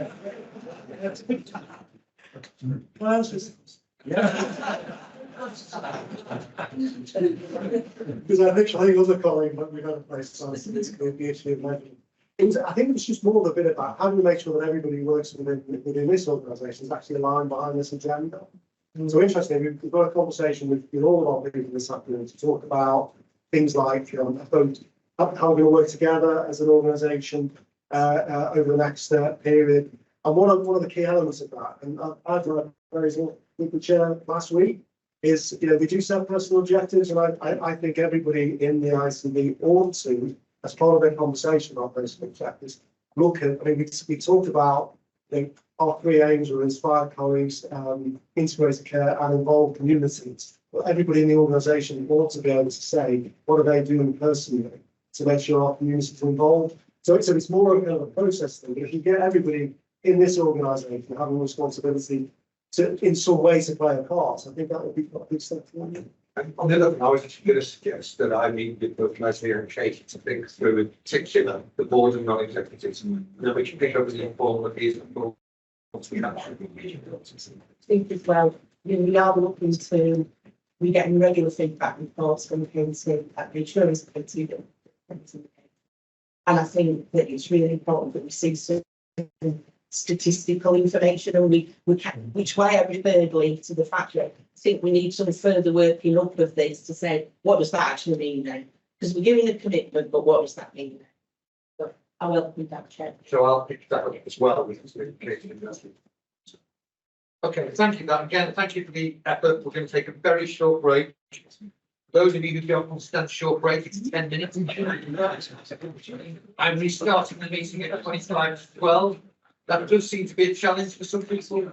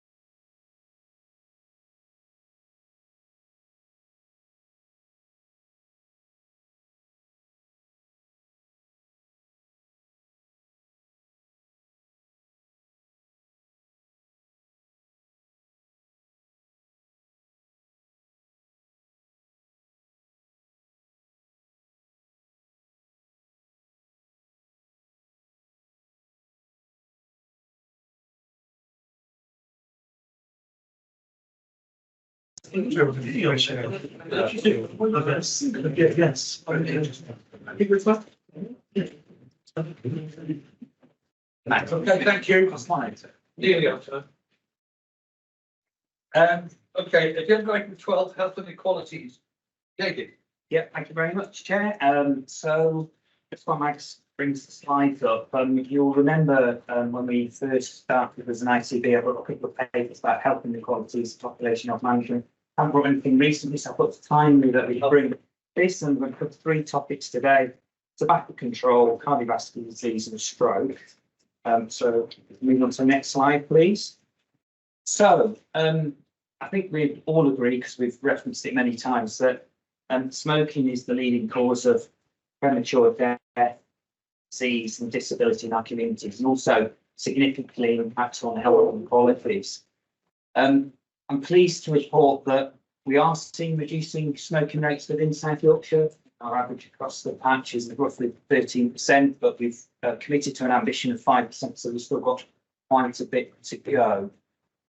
We have a QUIP programme, which is now fully embedded in all of our trusts. That's our acute trust as well as our mental health trust. And I know that there's an evaluation that has coming round that's shown that we are having a big impact there. The evaluation shown that we have similar rates of smoking cessation as we do in our community services. Because of the nature of people who end up in hospital with disease or illness, they are our health inequality groups. So we're finding older people, we're finding people with multiple morbidity. So actually it's a different cohort than are actually going to our community services. So that's good. In the paper, it does comment about funding for QUIP. We had agreed a 2-year funding model. We're funding it this year. We do need to start working up the evaluation to build up a case for what does that look like going forward. So Kevin talked to me at the break there, but that's in essence what we're doing. Asking for money today. We're just saying that we need to start getting our ducks lined up. We have so we've submitted a nomination for parliamentary awards for the QUIP programme, so we'll see how successful we are. So I think that's raising some initiatives and stuff we're doing well. We also fund, and as is acknowledged in the ASH document, smoking in pregnancy is incredibly important. Best start in life starts actually when you're a fetus, at that stage. And we've also committed some money towards a focus on mental health as a communications campaign, so that exists as well. I think this board has been fully behind me with committing to the government's proposals about smoke-free generation 2030. But alongside that, there is an ask for the ICB to sign up to the NHS Smoke-Free Pledge for ASH Action Coalition, and I'm very happy to say that myself, Pierce and Gavin have signed that declaration. So there was kind of an ask, but we've kind of taken liberty of saying we are committed to this. So we will make sure that's on our website and we can make that known from today. So we don't see anybody dissenting against that. I think that's just a formal commitment for us to see we're taking this seriously. Alongside this, we've had conversations that are integrated care partnership, and actually it's a real positive piece of work, once again, about collaborative working between local authorities, between us as an NHS partner and others, about really sort of embracing this sort of tobacco alliance approach. And, how can we absolutely get behind this as our single biggest thing that we can do to improve well-being and reduce health inequalities. So that's the smoking element of it. So just pause there, but if actually we're happy to carry on, I'll go to my second slide, which is cardiovascular disease, and you'll see they are connected because smoking impacts risk factors. Oh dear. So as you can see, I keep going. So the consequences of smoking, alongside other risk factors, is that cardiovascular disease is still significant and one of the leading causes of premature death within South Yorkshire. But actually, if we turn it on its head, and the other side of things is there's a significant size of the prize, and the graphs in there hopefully are helpful for people to see, is by improving blood pressure control and by improving cholesterol levels, we can map that to saving lives, reducing morbidity, and ultimately the financial benefit of that. So once again, a fairly good news story to report in that we benchmark quite well in how we compare with, you know, our blood pressure monitoring, our treatment levels and our cholesterol levels. But clearly there's still work to do. And what we shouldn't overlook is there's still a disparity between the deprivation areas and how we achieve our goals. Just to bring out, you'll note the operational planning guidance set these as objectives, and they come out from the Chief Medical Officer's report. Secondary prevention is probably the area to target to get the biggest impact, both from a quality perspective, but from financially as well. So there's one anomaly that's sort of come out of the paper that's there is we are still seeing, or having had years and years of improvement in well-being, cardiovascular disease, we have seen that plateau, and in some cases we've seen a reduction. So we are seeing more heart attacks and strokes coming forward, which is a bit concerning. We need to look further into that, but I do believe there's a bit of a lag, and I've maybe look to Ben if he's got any additional intelligence on that. We've got a bit of a lag of the COVID effect of when we haven't been quite so, you know, on the game with monitoring these things. The impact of COVID itself, which there is some research to say that could lead to some increase in levels. But what that does is that just highlights to me the relentless focus we need to have continuing going forward. I think the good work we're undertaking, I think there's a bit of a lag and we need to hold our nerve with continuing to do the right things. But we shouldn't be blind to thinking about other elements that might be compounding this and leading to that reductions that we've previously seen. Ben, can I bring you in? Yeah, thanks, David. Yeah, I mean, I think the biggest things that are these have been smoking reductions and secondary prevention, so management of hypertension, lipids, etc. And definitely, as David said, we had that gap during COVID where people weren't getting their primary care management as well. They weren't getting health checks delivered, all of those. So would expect to see a bit of a bounce back from that. But I guess the other thing for me is, again, the health inequalities stuff. So that those facts that sort of with the fourth best in hypertension management, really, really good. But the variation we've got across practices, we just had this morning's post conversation, some of the data on primary care management and our poorest practices, 50% of their under 75s have got their hypertension managed, whereas the best practices, 84%. 84% is still 16% of the population with hypertension not being well managed. But when it's 58%, it's a good proportion of the population. So I think doing some work and focusing on those gaps is going to be really important bit around primary care quality next step. So we are responding to that. We're committed to the Eclipse Vista tool, which is a digital platform that helps software platform that allows us to kind of have a patient level data within practice to be able to respond. So that's a positive to support that. We still have some SDF funding. We have 2 clinical leads, and that is their main focus, Ben. So that is their task for this year, is that that's their single thing that I've asked them to do.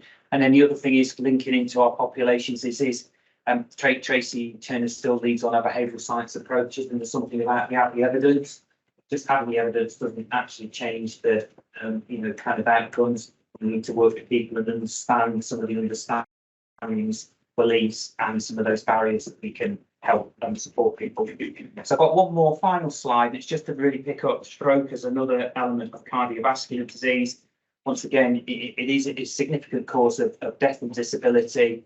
We have Barnsley, who's particularly high in you know, its prevalence. But we're fortunate that we do have a quite mature and established integrated stroke delivery network. And Gavin and I met with the stroke panel members recently, and that was quite a useful conversation about the work that they do to raise awareness of stroke, to support people who have been affected by stroke or their carers. I think that's referenced in the green prescribing paper earlier. So programs of work continue, specifically about raising awareness of the FAST symptoms. So people will hopefully seen the adverts on the telly about face, arms, speech and time. As I've alluded to already, the primary and secondary care prevention doesn't just benefit heart attacks, it benefits stroke, and in fact it benefits diabetes, dementia and a whole host of other illnesses as well. We continue to work with optimising diagnosis. You'll see some novel usage of video consultations. newer diagnostic tools that are coming in that can aid some of that. The main treatment we have for stroke is a clot-busting drug. It's a medication, and actually we are, through our specialised commissioning work, expanding the access to mechanical thrombectomy. And we know that if you're unfortunate to have a stroke, is an absolute lifesaver. So we're expanding the hours of operation and the days of that, and that's we have a plan that's currently being reviewed by NHS England in regards to that, expanding for our specialist service here in Sheffield. And very finally, unfortunately, people will still continue to have stroke, and the importance of rehabilitation. And we have been successful at having funding for the Squire to the improvement of rehabilitation. Bit of a whistle-stop tour, but I think it's important that we do capture some of the work we're undertaking to not only physical health, but how we're approaching health inequalities.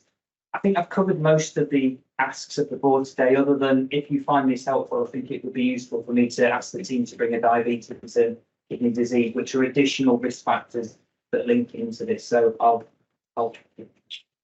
certainly for me, I did find that helpful, so I would like to further work, and I'd like to see this. How regularly is a debate about science and what works? But this is really cool stuff. This is as much bread and butter as anything else we've spoken about today. I think we should treat it as such. So, personally, any questions people have got today? Just a simple question around you indicated in your presentation around the ICP's commitment to a South Yorkshire wide tobacco control initiative, plan for development. When might we start to see that plan emerge? Because this is very much focused from the quit team and associated issues. With a bigger part, surely has to be that wide variety. Ben's put his hand up, so I'll let him help me respond to that if that's okay. Yeah, so we've currently got Sarah Hepworth, who's in the Sheffield Public Health team, leading on tobacco, doing 1 or 2 days a week, looking at developing the South Yorkshire Alliance, so developing terms of reference, where to go, and already agreed that in the first year we'll focused on South Yorkshire wide, bringing all our tobacco commons together. So we've got one voice, one focus, and all of the DSPH, we've got Stop Smoking and Support Service grant funding coming through, and we've agreed that we'll be working from 10% this year up to 25% of that funding going into the Alliance. We're having a conversation with David around contribution from the ICP into that, so that we can get a significant amount of resource at South Yorkshire level working on that. So hopefully we'll have terms of reference and be able to do the governance work to set it up in the next 3 to 6 months. So Leanne Sparks, our programme manager, and don't let me think that we're waiting for that to be in place for the work to continue. I think the work continues, and I think what that will do is bring it together as the sum of the parts is greater than the individual organisations and the efforts that we're putting into this. So that it's kind of a transition rather than it's a kind of, this is what we're doing now and that's what we're going to do in the future. It's working towards. All 4 tobacco leads are currently working together, and that alliance will just formalise that and give us a vehicle to do a bit more through. Actually, yesterday, Greg was in the House of Commons giving evidence to the tobacco and vapes bill process, and also Fresh and Balance, which is the North East Tobacco Alliance, we're doing that, and it gives us a model to give us that vehicle that gives us that sort of profile on tobacco. Okay, I've got Lisa, then I've got. Thanks, Ben and David. I think this highlights the importance of prevention. And I know that with us, we kind of walk a fine line. So it's good to see that we're moving over to prevention and sort of fighting fires.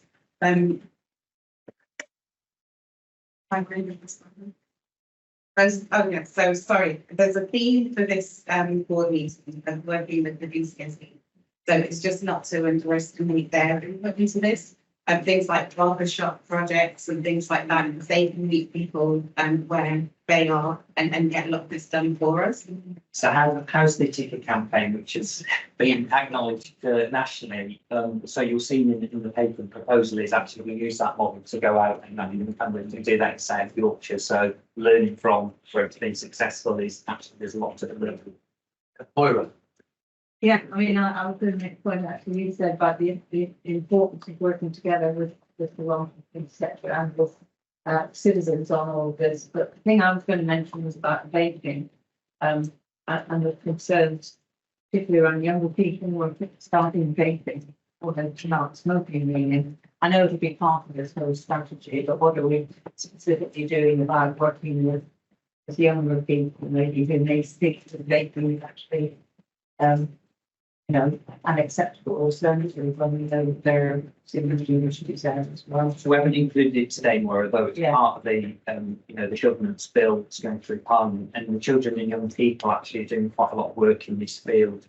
So I think it doesn't, you know, there's no direct correlation between that and cardiovascular disease as we know it yet. So I haven't included it as a specific topic, but I do know, well, you know, that actually you know, that there is work going on, because I think we recognise that, kind of as you say, I think the chief medical officer said it very well. If you smoke, consider vaping. If you don't smoke, don't vape. Yeah, I don't know if you've got that for you. I mean, this children and young people issue as far as I can.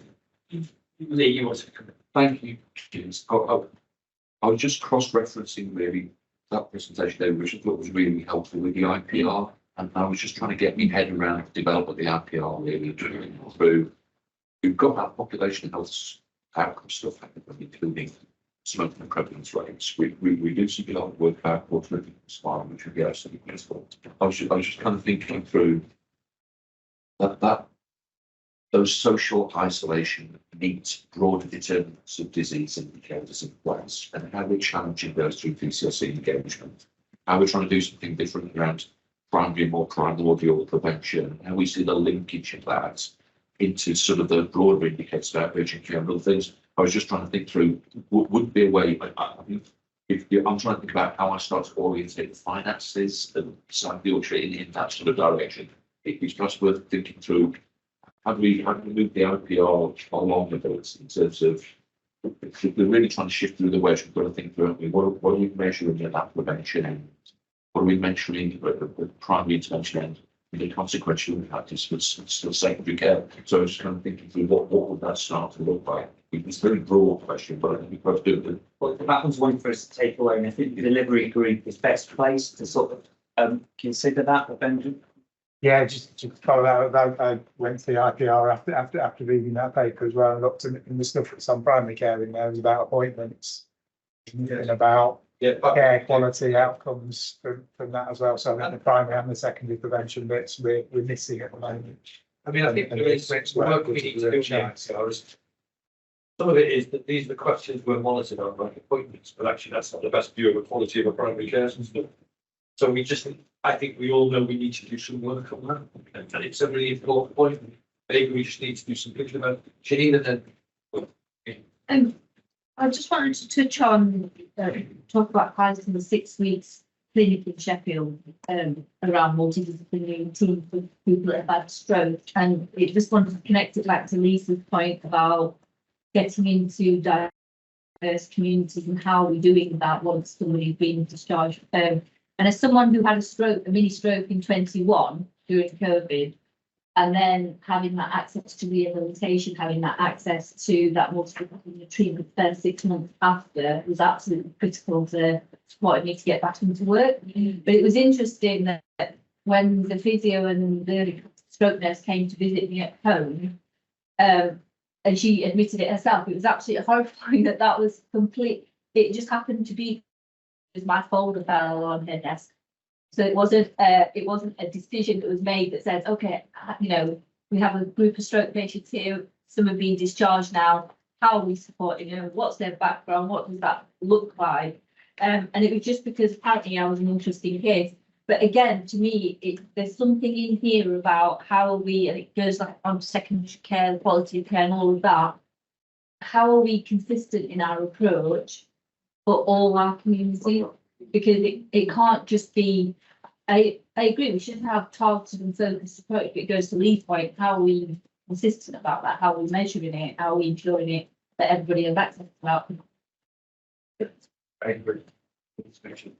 Will, can I finish? Yeah, just very briefly, so I think we absolutely do need to do more of that, and we need to evolve and big hierarchy, and I think we're committed to doing that. I just wanted to remind ourselves that the work that Barbara is doing with Ash in the field, which is really trying to help us link. Remember, they developed that outcomes framework for us, which starts with our integrated care strategy and our joint board plan, and actually really digs deep. One of the things it's really trying to do is build confidence around the stuff we're trying to do, which is left shift and our work of voluntary sector and other. Because I think we recognised, didn't we, when we had the update on the smoking, we were seeing how impactful that was. And we know that the evidence base around doing something in that space is pretty strong. And actually the evidence base actually impact on other services is stronger as well. So I think we've already started to do some of that in that space. And I think we should bring some of that back into our board discussion. Okay. Jerry, so I'm trying to resist, but I can't really. I thought some of the data in here was terrific. And I was, clearly this is all about how we improve the health of people in South Yorkshire, so absolutely. But I thought the kind of size of the prize, the economic impact of strokes on health and social care, I think was really interesting. And I think being able to tell that story here clearly, I think is really important, because part of the conversation we're having in the financial context is there's actually a view that South Yorkshire receives more funding than perhaps it should relative to some a national formula. Clearly, we're arguing that we're serving one of the most deprived populations in the country. How can that be true? And actually being able to argue that case and using data like this is really important. The second thing is prevention and anticipatory care is not a kind of, it's not a side issue. It's absolutely central to what we're trying to do as a system. And I think being able to explain, through not only through a kind of population health well-being lens, but also through a financial lens, about how moving the dial on some of these things not only good for people, it's actually good for for economic reasons. So again, just kind of making those connections, I think are really, really important. David, thank you. I think there is a general opinion that we would like the diabetes and kidney disease to come back as well in that format and look at this perhaps once, twice a year, whatever we think is the appropriate time. Because I thought that was a valuable discussion. Item 13, digital data technology portfolio update. Kieran. Thank you. So there's quite a lot of detail in the paper. So I guess it's possible I'll just take the paper as read, but pick up on three issues, which will be just a general reflection, focus on the identified risk, a bit of a verbal deepish dive on the cyber agenda. In terms of general reflection, there's quite a lot of great work going on in digital data and technology that supports quite a lot of things that we've discussed around the table today. And it is a big programme of work and not everything's in that document. So I think first of all, I just want to say big thanks to staff within the digital data and technology function, the ICB team, to deliver such high quality work across a broad portfolio, and set within a context of organisational changes as well. I guess second general point is around scale. So hopefully you can see in the paper that we tend to everything from sorting out the computers and the wires to make sure that we as an ICB can function, to working closely with our place colleagues to support transformation, to then point system-wide transformation initiative like digital inclusion. I think it's been mentioned previously, the Insights Bank, and then the programme around the digital services public platform that I mentioned, the piece of communication. There's quite a lot to talk to, which, as I said, I'll just take the paper and take any questions that are required. In terms of the risk, in the document there is a flagged risk. Shared care records, as you know, are quite integral to supporting integrated health and care. Sharing data, for example, across NHS social care boundaries for the purpose of direct care is massive and impactful. We've got an elaborated plan to drive that forward in terms of people working really hard to deliver against that plan. Working close with our partners and relative to the use cases that are coming from our clinical leaders. But there is a bit of a question mark over the long-term funding of shared care records. I want to flag that, just to let you know, keep you aware that we are working out with our finance colleagues. We are taking on benchmarking with the systems in terms of how they've developed financial systems and plans for shared care records. And we will commit to keep you up to date on that. We have funding currently. There is a lifespan to that, so we need to understand what will happen beyond that. But having said all that, they may very well be more membership limited. So just want to make you cognizant of that. Then cyber, I just want to touch a bit more in detail on this. Will alluded to earlier, 90% of services are ending up online from a government perspective. Safe use of those digital tooling and the safeguarding of those data is often seen as a technical challenge and a technical problem. It's actually not, it's a problem for everybody. We did a session at the last board around multi-factor authentication. That's a really simple thing where if we safeguard our passwords, use multi-factor authentication, we're massively reducing the risks of data loss and leakage and impacts on our systems. I want to point to the fact that recently there was a national cyber strategy published, and that points to the fact there's an expectation that each system develops its own cyber strategy, and that each health and care organisation must take responsibility for its own cyber security. So we in South Yorkshire were quite lucky. About a year ago, we set up a South Yorkshire Cyber Forum, which brings together all the technical leads across the system. I've been working closely with those partners for quite a while, really, to identify how we can improve our cyber posture. Over the last 12 months, what we've done is basically come together to identify what our plan is to improve that, to understand our baseline, to work out what our investment plan should be moving forwards, both in terms of time, energy, and finances. So with some funding that we got last year, we've put together a bit of an audit that will hopefully identify what our crown jewels are. So it'll really pull together that list of core systems that we need to safeguard. It'll help us take a bit of a system-wide and collegiate approach to cybersecurity to ensure that we're compliant frameworks, that we're sharing and adopting best policies, best practice. We're working together to build shared response protocols in the event of an incident, and really build that system-wide view of our understanding. And by system, I don't just mean NHS, it's NHS and local authorities as well, given that the health and care boundaries are regularly and more blurring as the days pass. So I just want to let you know that over the coming months, we're going to do that full audit to understand our cyber posture in line with the cyber assessment framework. Working closely with our NHS and local authority partners, we will be identifying where our gaps are, our weaknesses, which we're going to address using the funding that we begin for this year as well, which is an additional funding stream. I'll hopefully put together a nice cyber improvement plan, cyber investment plan, which will be led through the cyber forum to continue to improve our cyber posture. I guess in terms of us in this room, Mark and I have had a conversation about whether or not we can line up a development session to run through those concepts of information security and digital safety, so that we can be really cognizant of the challenges facing in terms of digital safety and digital security. And hopefully over the coming months we'll run will be our second, but hopefully more involved cyber response exercise. We did do a trial one before Christmas, which went down well, but it was a very technically led thing. We want clinicians in the room, we want operational staff in the room, and if anything else, technical people should be in the background to solve that business impact and impact on patients and the public. Very helpful, thank you for the questions for curious. Yeah, thanks, Kieran. There's a hell of a lot of work going on in there. You did well to keep that to 5 minutes, so well done to all that work going on. It's implicit, I think, in there, but two things start with this through the successful implementation of this. One is taking our staff with us. Yep. So that user engagement, I know, but it's important to say it's built into all of this.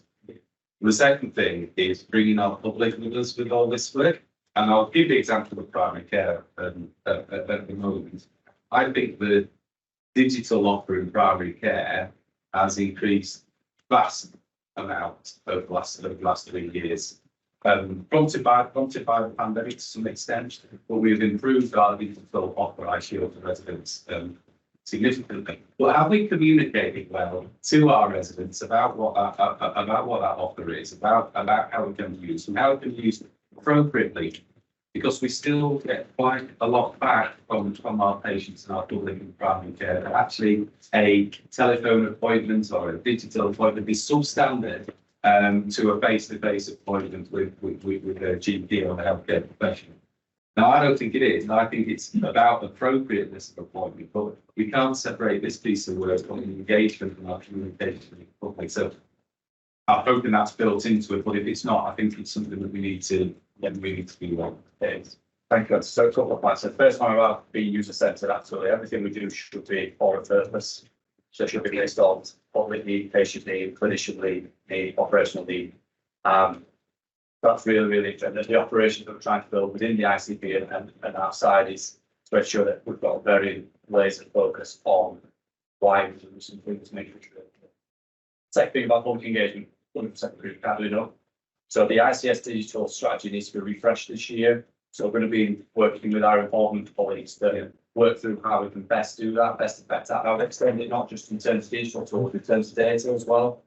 We all talk about how important data and insights are in underpinning decision making, but I don't think we do enough to communicate to the public in terms of what data we hold, how we use it, and most importantly, that feedback loop which came out in the involvement strategy, reporting back and saying, we use your data to do this, one of the fantastic things that's been born from the insights that we garnered from the information that's shared across your health and care records. So I think absolutely 100% answer to it. It was just picking up on this last point that you just made, and just wanted to flag up that there's currently a national citizens campaign going off, and it is citizen led, asking people to opt out of the NHS sharing their data, and I think it's on the back of the government potentially talking about selling data or not, as the case may be, but whatever that information is out there in the public perception is, hold on, our data is not safe. But there is currently a campaign, and I think there was a government deadline of July, I can't remember the date, but you've got we've got another 2 months to opt out, but you have to make the opt-out decision. That campaign is picking up speed. So I think it's just something that we need to be aware of in terms of public engagement and community engagement. Exactly what you just said there. What are we doing with your data? How are we using it? How are we feeding it back to you?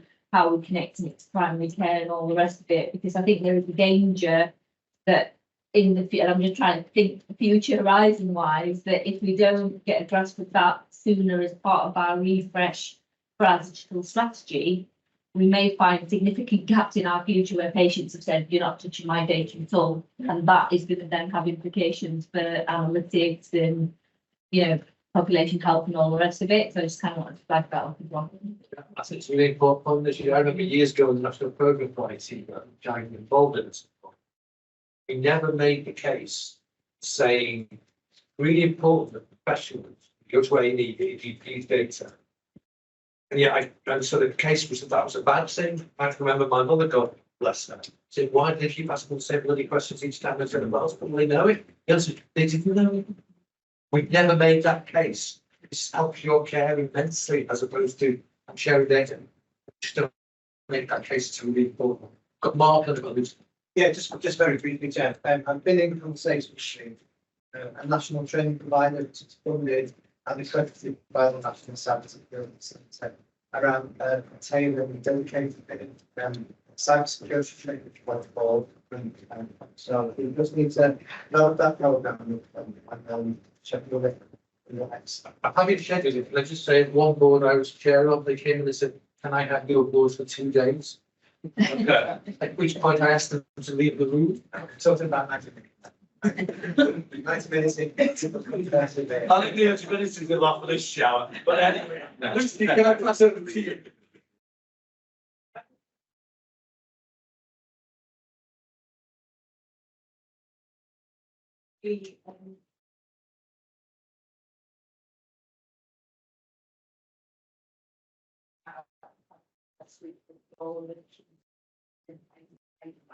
I know that something about really helps improve themselves, especially about and way that there's wide differentiation across practices and look fair offerings. So in other words, in terms of access, but I think the really important thing to remember is that people it's always here and people who those digital risks exclude.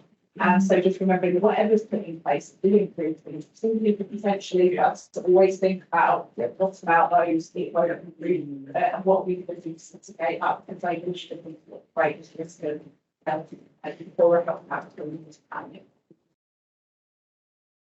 If we can come back on that, yes, so I think it's alluded to in the paper, but It's a big piece of work going on around digital inclusion across South Yorkshire. Some great things have been done in Doncaster, actually, in terms of, running surveys, doing teaching groups, the device bank, and we've got 882 devices being provided to the public since July last year.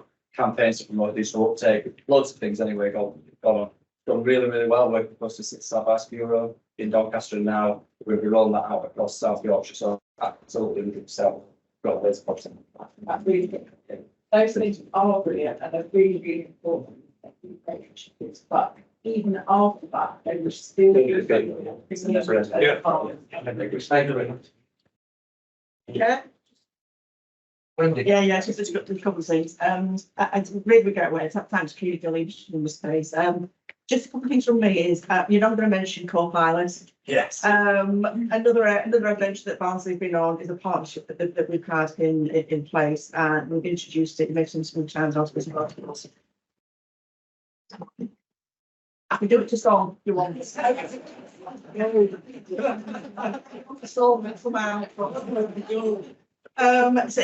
co-pilot, and we're really immersed in this co-pilot adventure. Co-pilot, it's an AI, isn't it? All this intelligent product that we've got, and actually the benefits we've seen from introducing that product into our organisation is, I've just been talking to social workers only this last week that said, actually, I've used co-pilot this week, and I've actually saved myself, 6 hours or whatever. What did you do with those 6 hours? Actually, I spent it on myself. My job's really hard, and I've been able to have some well-being time. And others have said it's made me more productive. So, and there's also real opportunities around administrative support. Talk to Mark about that. So, I know we're going to have a bit of a conversation about how do we take the learning that we've had around real impact around co-pilot, around well-being and productivity. And we'll do that with the DDAC group. Yeah. The other point I'd probably just like to make is one around assisted living technologies. We're all meeting demands, complexity, increase, needs, all the rest of it. And can't really see a lot in here about assisted living technologies. It's a really important part of our operating model in social care, and I'd argue very similarly in health as well. So what I'd see a bit of stronger focus on that. Point on, mate. Lee, you are very short into I didn't.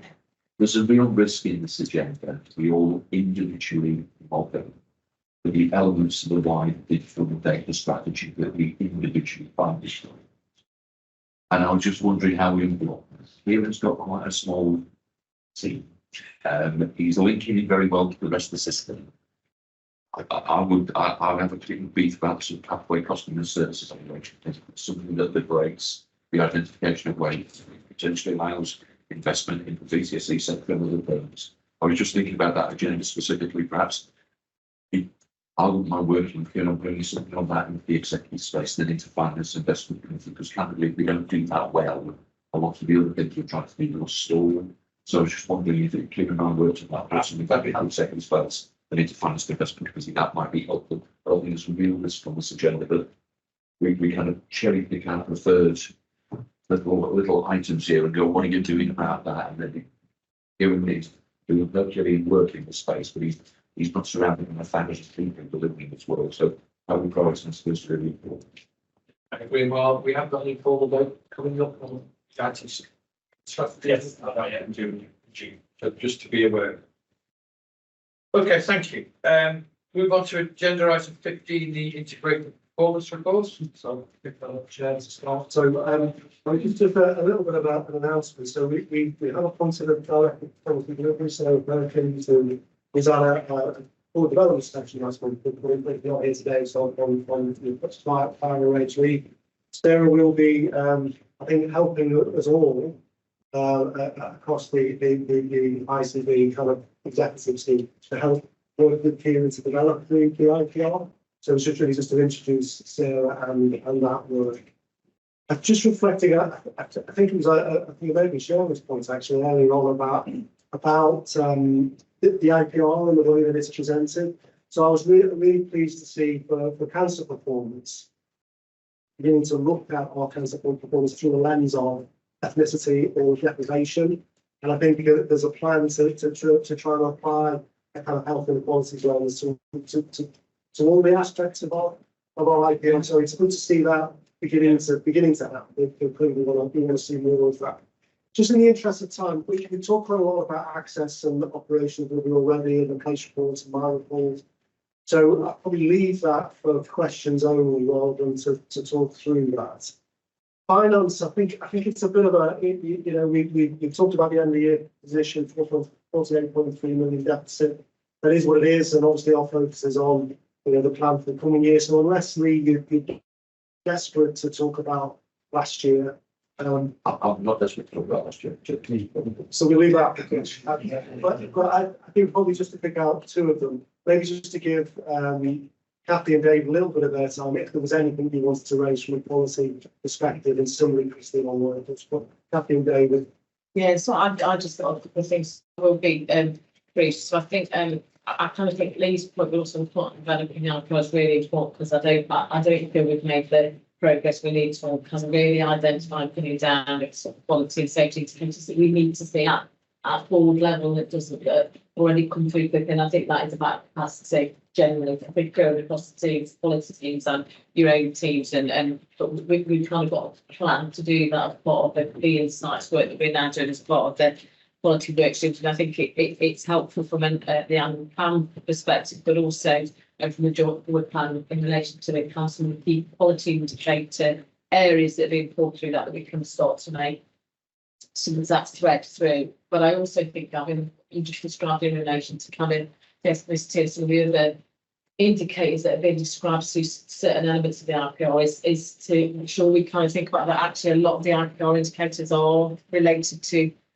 quality and what we can demonstrate around quality. So what's different that sits in the quality sector? I just think we need to think really carefully about from a maternity perspective, we kind of need to build the lenses in that you just described, because I think it's about the progress we're making against our equity plan rather than just the national maternity safety programme metrics. And there's been work done at regional level in relation to how that's presented. So I think it'll be easy to build that in, Kieran, as we go forward.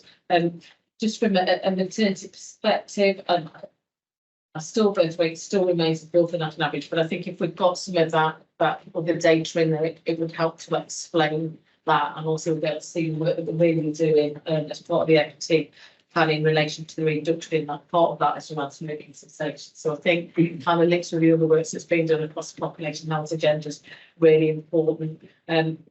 We have 3 of our 4 maternity units that are requires improvement from a CQC perspective, but improving positions. So I think recognising that is really important. And we've got Jessup Wing at Sheffield Teaching Hospitals that's been on a real improvement journey over the last 2 years. That is just about the maternity safety programme, that maternity safety programme. So again, I think that's really, really important. We're developing a strategic LMNS post from an MVP, so maternity and neonatal voices partnership perspective. So that's hearing our women's voice through the system. We've got very locally driven priorities at the moment, and this will enable us to think strategically across the system. What do we really need to get into? And our maternity and neonatal independent advocate role, we came to present to the board hello when we did our last maternity update. Actually, we're finally able to launch that role properly in March once we've got the sign off from NHS. We're already working with 6 families within the system who wouldn't have been picked up as part of our normal complaints or other processes. So we see that's going to be really positive as we go forward. And there's a kind of piece of work I just wanted to mention that Wendy and I just starting to sort of explore and get into is how we really work across our collaboratives and alliances to really understand quality and safety risks and how we pull that through, and who takes responsibility for some of that improvement work and our step on in that space, because the majority of some of the sort of policy challenges we're seeing are in the MHLDA provider area. I think when it's fair to say is that particularly around areas that are already on our sort of risk or our issues, like around eating disorders and complex placement capacity. So that was all I was going to say. Yeah, just a general. So we've mentioned about the urgent related to care, institutional standards. The board, the UEC Alliance Board have acknowledged that's a bit of a staging post. We still know that delays in ambulance response, the amount of time you spend in A&E do directly correlate to your health outcomes. So we very much see this as, you know, we still need to go past those constitutional standards and look to our pre-pandemic levels. Particularly on the workforce. Yes, thank you, Chair. Just to remind, this is month 10 data. It is NHS Trust data. It's not the whole of the health and care workforce. There was a slight growth in the workforce and a subsequent similar reduction in vacancies, but that didn't lead to a reduction in the use of contingent workforce. And by contingent, I mean bank and agency workforce. Although the proportion of that workforce has changed, so it was previously around 50-50 agency and bank. It's now 20% agency and 80% bank. So that is a positive shift. It's not reducing the overall usage figures. So obviously costs have gone down, but usage is still the same. There was a slight increase in sickness absence across the whole of South Yorkshire. When we're looking again at bank and agency, most trusts are using more agency and bank workers than they have vacancies. So this supports the lines of inquiry that have come out of our improvement activity that was done in some PDSA cycles, that there are some more workforce efficiencies available, some opportunities available to us to make some reductions in that area. And that's certainly some things that we put forward in operational planning. But just on a positive note, following the introduction and the agreement across South Yorkshire around governance around non-clinical agency usage, there has been a 40% reduction.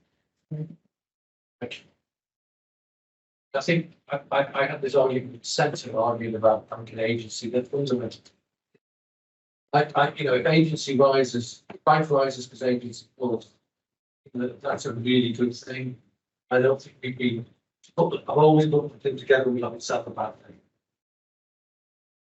Yes, I just want to come in on that because I don't think you can look at that in isolation without looking at the acuity and the complexity of people that are moving through the system and into some of those, because you just can't look at them in isolation.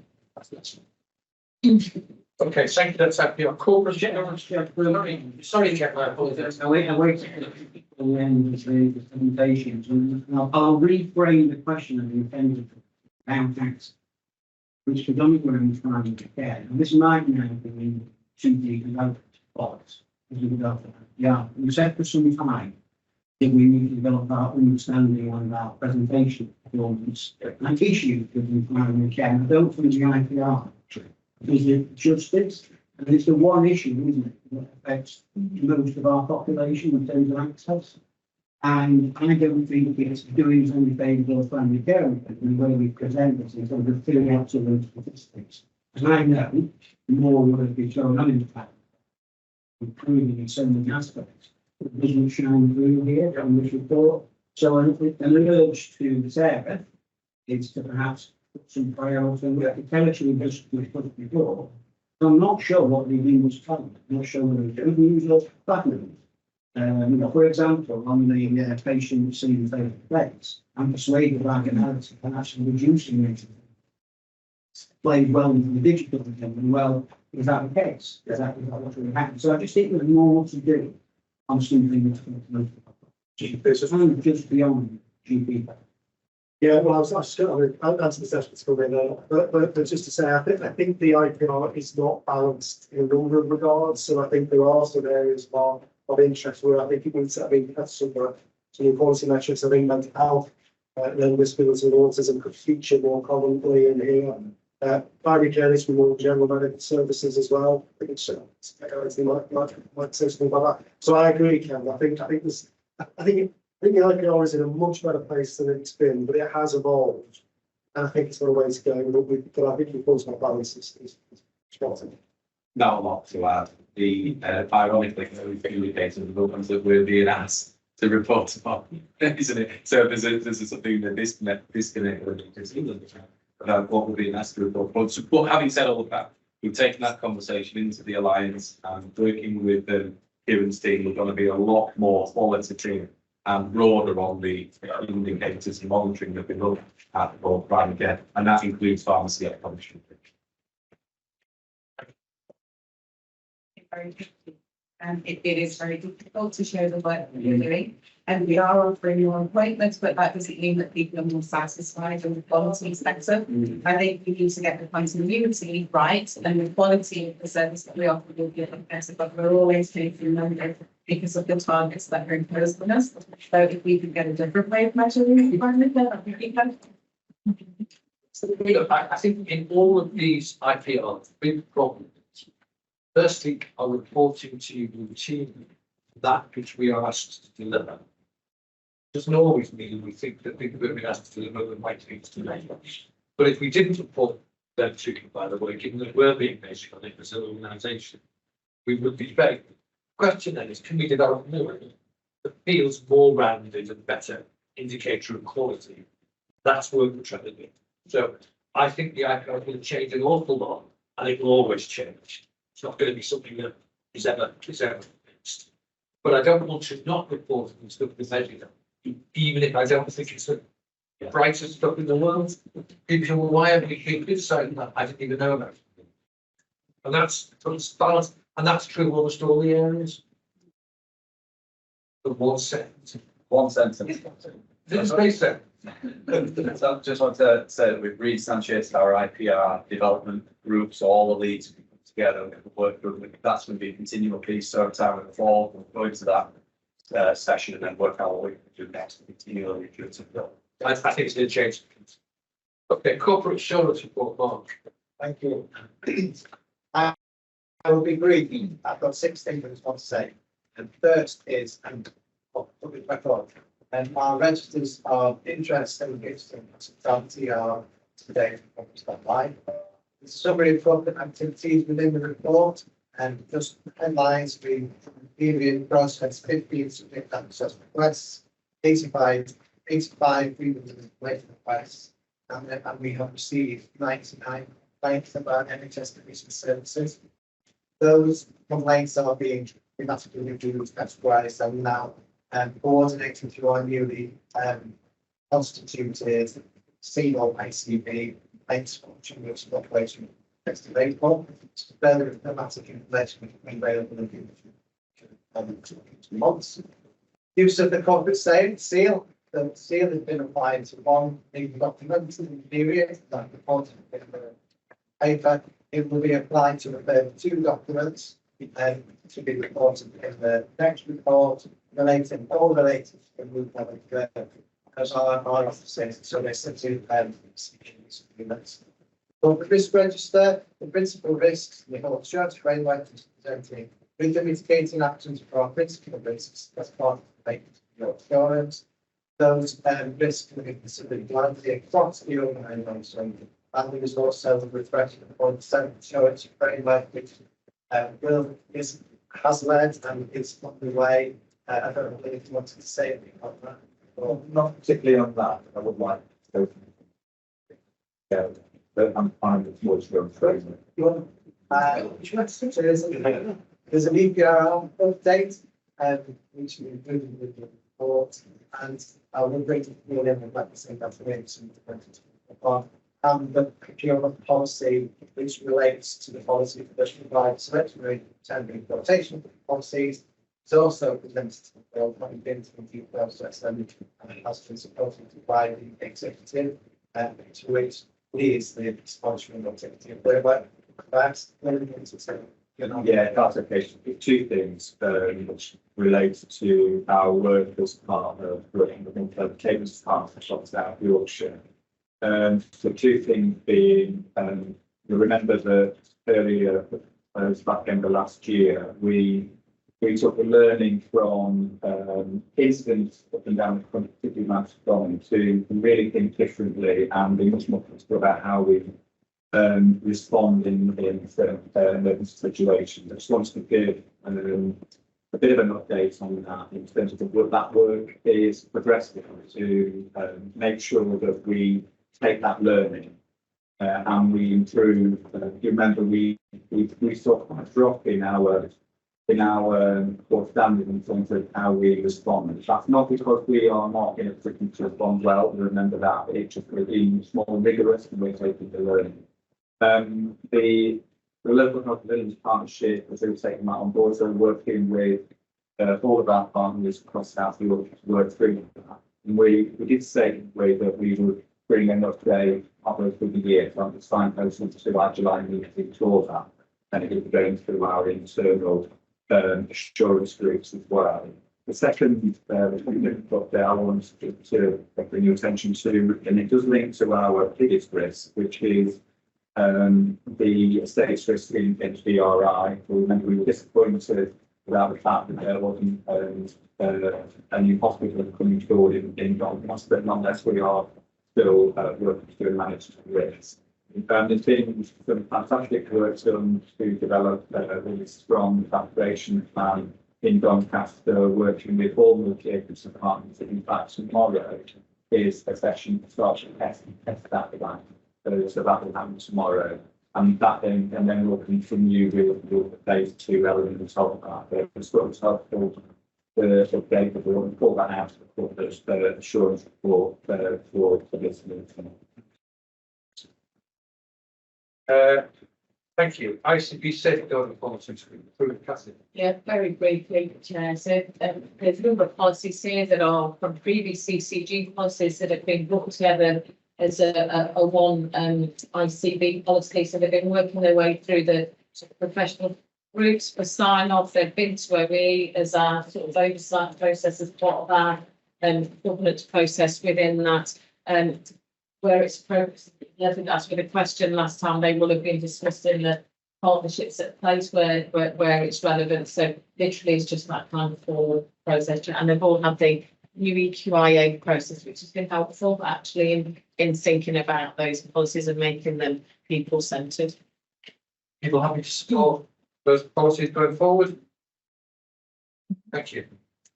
We've got a series of items for information. People can raise any questions. The only thing I'd add, we've put the system leaders executive meetings on. This was in response to questions independent non-execs were raising about how is performance done. We're going to try and put these on routinely so you can see it. So hopefully that's helpful and illuminating. Anything else on those committees anyone want to raise?